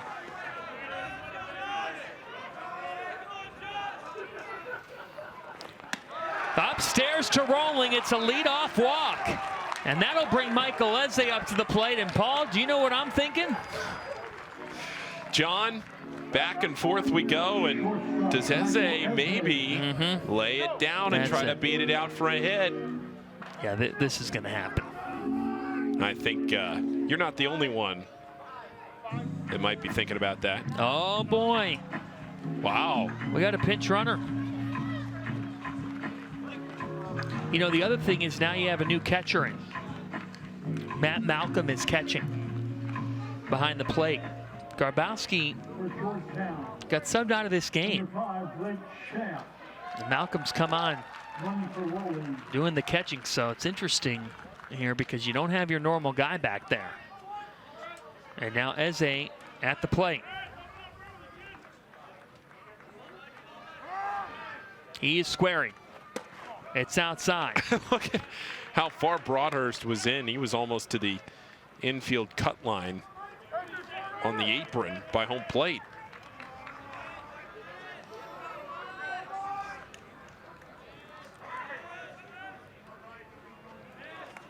Squares, takes it back inside.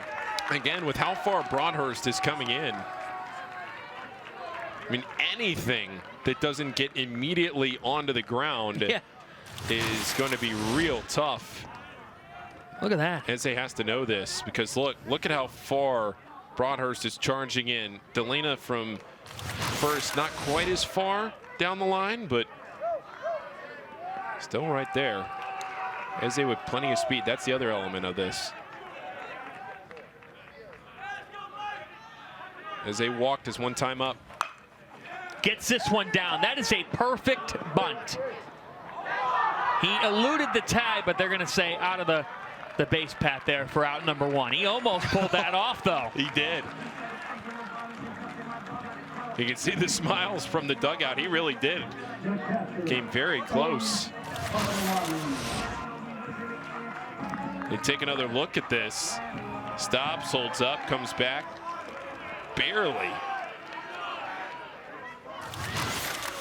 So that'll bring up Owen Carpellotti, the stalwart catcher, a leader.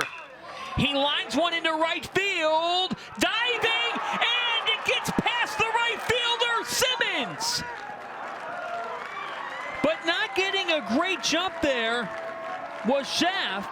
He is held up at third, and you got runners at the corners because, Paul, he couldn't fully commit. No, and T.C. Simmons in right field, he just barely got the heel of his glove on this ball. You'll see it right here. He dives, but the heel of his glove keeps the ball there. It doesn't bounce fully past him, or else that's a run for Georgetown. Schaff has to hold at third. Schaff was going to tag and get to third either way. but that ball hit the heel of the glove, and it keeps runners on the corners. For Joe Hollerback, whose first pitch swinging. Hollerback back in the 5th. Hit a 2-run homer. His 9th of the year, but he's 1 for 5 in this game. It's interesting. The 2 and 3 hitters for Georgetown are combined 1 for 10. Can Hollerback break through? At the corners with 1 out. Hollerback swings and hits one in the air to right. Back at the wall, it's caught just in front of the wall. But coming home is Schaff to give Georgetown a 10-9 lead.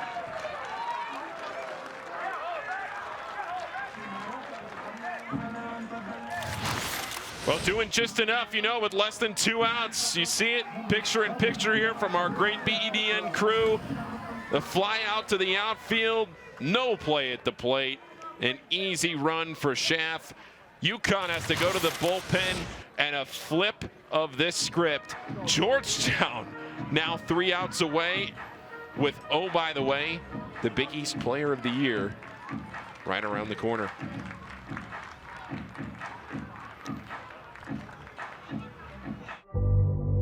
What is the University of Connecticut? We're a top-ranked research institution with campuses and staff across Connecticut built to inspire the community that is UConn Nation. We fuel the state's economy, and we are committed to inclusion that benefits the greater good. We are committed to building a sustainable future for all, and we are just getting started. This is UConn. Fresh, warm hot dogs. When I'm not selling hot dogs, I invest in a fund that advances innovations like robotics. Fresh, warm hot dogs straight out of my torso. 1 for you, 1 for you. Oh, you're a messy one. Cool, right? So cool. Anyone can become an agent of innovation with Invesco QQQ, a fund that gives you access to NASDAQ 100 innovations. Hot dogs. Fresh farm hot dogs. Before investing, carefully read and consider fund investment objectives, risk, charges, expenses, and more in prospectus at Invesco.com.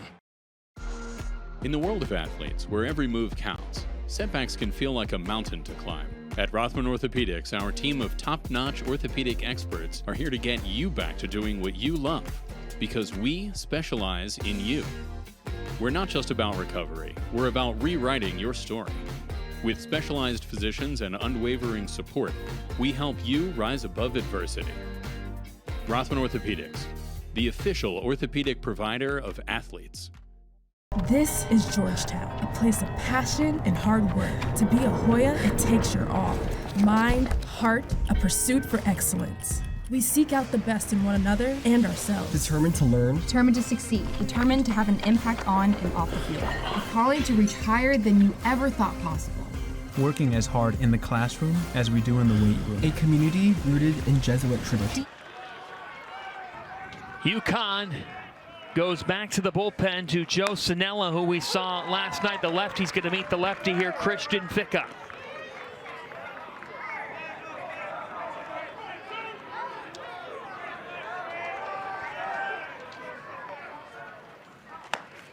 Way upstairs.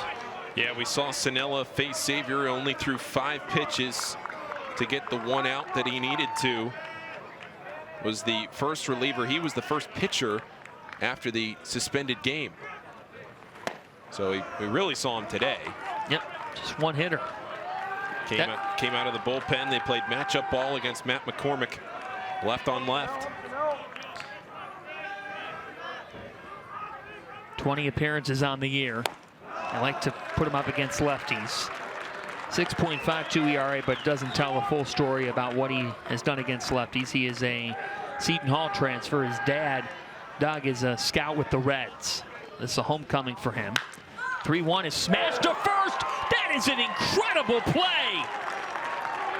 Maddox Delana. That's the new Maddox, Paul. That's right. A play that maybe saves a run down the right field line. That gets all the way to the corner. That's dangerous.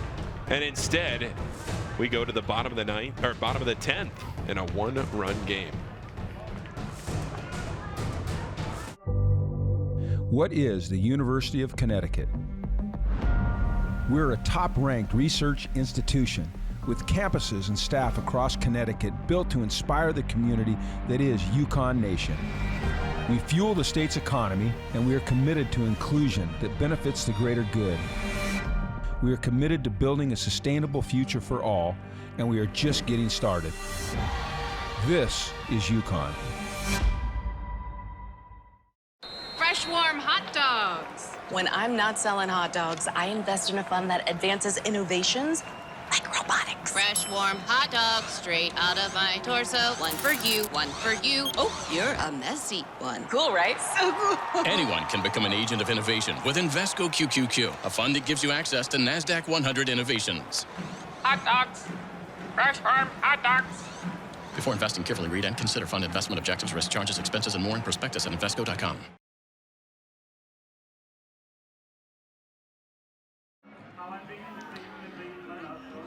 Andrew Citron, this is your game, this is your show.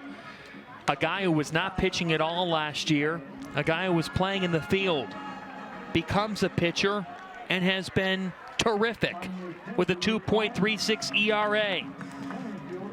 2 strikeouts after an inning of work in the bottom of the 9th to force the extras. And now he meets Caleb Spur, Paul Tamaro, and Luke Broadhurst as UConn tries to avoid a 2-and-done performance in the Big East tournament, which Paul seemed unfathomable walking in, because the Huskies, they have not lost their opening round game at the Big East tournament since coming back to the league. They've been in the championship game each of the last 3 years. Now here we are on a doorstep of them being eliminated without a win, the top seed in this tournament, but the biggest 3 outs here facing this Georgetown righty. Spur 2 for 5 on the day. That's way in the dirt, 1-2. Always seen how tough it is. You saw it earlier with Xavier against UConn. Nolan Hughes out of the bullpen. Walked a couple of batters with 2 outs. It is tough to just finish off a game against this UConn team. The 1-2. Oh, that was a nasty breaking ball. Yeah, cue shot off the end of the bat. Barely tipped the end of the bat of Caleb Spur. 2 hits today, a run scored. He has set the table well at the top of the lineup. Swung on and missed. He blew it past him. Citron has retired 4 straight batters to begin his outing. 3 of the 4 on strikeouts, and a fastball perfectly placed for strike 3.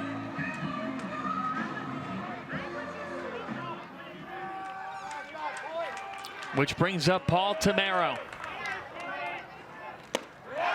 Fastball for a strike. He is just blowing it by people right now. That one at 89. Fastball change and a curve.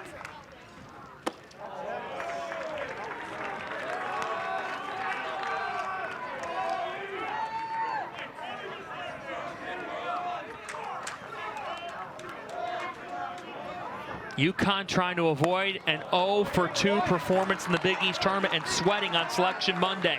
Selection show Monday at noon on ESPN2.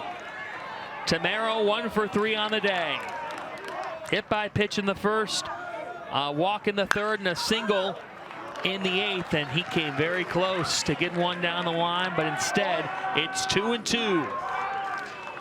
We'll tell you in real time, for the next 90 minutes, the weather looks pretty good. Pocket of storms coming in around 9, so the tournament committee's going to have to look at things and talk with St. John's and Xavier, who are due up next. That ball is hit in the air out towards right center field. Ranging over to it and making the grab is Bergeron. And now Georgetown, can you taste it? Can you smell it? 1 out away. Luke Broadhurst had a triple off the wall in the 9th inning of their first game today against Xavier. But he was left at third, almost the hero, just a few feet from being a hero. Can he keep UConn's season alive? Last year, the Hoyas won a Big East tournament game for the first time. They said that was a nice step, but we want to win this thing this year. Paul, They were down to their last out in the top of the 9th against the #1 seed. 0-2. Marco Castillo delivered a game-tying single. And now the Hoyas, 1 strike away. Inside, it hit him. It hit Broadhurst. Oh my. If there was ever a time for UConn to catch that break, it's that, because here comes Corey Morton. Fastball that clipped him right there on the elbow guard. Corey Morton is 2 for 5 in this game, and he's capable of hitting one in the gap. Bouncing ball foul. Again, winner's bracket, St. John's and Xavier ahead tonight. Johnny's won in walk-off fashion in game 1 of this tournament. Xavier won with a go-ahead homer off the bat of Jared Cushing earlier today, beating UConn, handing them heartbreak. I just want to talk for a quick second about that Dave Roberts 2004 ALDS type stolen base from Kavi Castor in the 9th inning to get to second that allowed him to come around and score on that single. If he doesn't steal that base, Georgetown could very well be going home. 0-1 here on Morton. Breaking ball, it misses. But instead, here we are. It's the little things that matter. And a talented player like Castor with the speed to get to second, the season's still alive. The 1-1. Bounce foul. Georgetown a strike away again. St. John's and Xavier in the winner's bracket. Hoyas trying to advance it tomorrow. They would get the loser of that game. The winner of tonight's game advances to championship Saturday. Runner at first, 2 outs. The 1-2 from Citron. Bounce to short. Eze to second. The Georgetown Hoyas knock out top-seeded Connecticut. And the Hoyas are moving on to another day at Presco Park.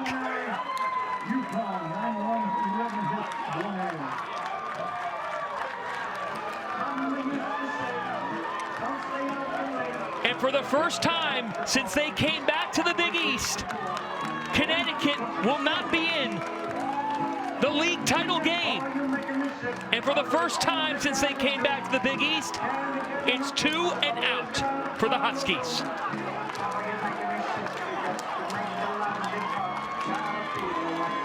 Two one-run defeats for UConn in extra innings. Gut punch, heartbreak. Stunning from this senior class, this talented group for Georgetown. They earned this and earned their way at least to one more game. And here's the bracket. Georgetown tomorrow at 4 o'clock to play the winner, or the loser rather, of tonight's St. John's and Xavier Till. But this Georgetown group, what more can you say about these Hoyas that no matter what, down to their final out, they come through a stolen base, a little piece of base hitting out to the left side of the field to get it done, and guess who? It's Jake Hyde down there with Casey Standahar. Casey, take it away. John, Paul, thank you, Jake. What an incredible game. It was holler back, sack fly that scores the winning run, but you yourself had a day, 2 home runs and a double. What was working for you? You know, it's been a tough year for me, but just, you know, I'm so happy to be able to keep playing with these guys. This team's so close, and any day anyone can do it for us. At 1 through 9, everyone's ready to do their job, and I'd do anything to help the team win. So it was just an amazing job by everyone today. Marco had some huge hits. Joe Hollerback with that one. I mean, all around. Andrew Citron was amazing. It was just incredible. I'm so happy to keep going with this team. Yeah, I was going to ask you what stood out offensively about what you guys were able to do, scoring in so many different ways. Yeah, I mean, I think that's one of the differences with this team this year than it has been in the past. We can score in a lot of different ways. We can play small ball. We can hit long balls. We can hit singles. We can string walks together. We can do it all. So I'm just excited to keep going. The 3 seed knocks off the 1 seed in the UConn Huskies. How does that sound right now? Yeah, I mean, it's awesome. I'm from Connecticut, so it's always means a little bit more going against UConn, and they're a great program where they got some great players, and a lot of my best friends are on that team. So You know, I'm sad for them to go home. Hopefully they can make a regional with an at-large bid, but just feels good to win. Congratulations. Thank you. Thank you. Appreciate it. Guys. Jake Hyde with a 2-home run game and a big double, and the Georgetown Hoyas down to their last strike. They wouldn't give up. That's this group of seniors. That's the group of leaders that they have. Clutch, tough, resilient. Hoyas beat UConn 10-9 coming up tonight. It's St. John's and Xavier. Keep it locked at Big East on social media for any weather updates. For Casey Standahar, for Paul Frischner, I'm John Fanta saying so long for now from the Big East tournament. UConn, the #1 seed, out of the Big East tournament. Georgetown moves on to tomorrow. St. John's and Xavier in the winner's bracket tonight.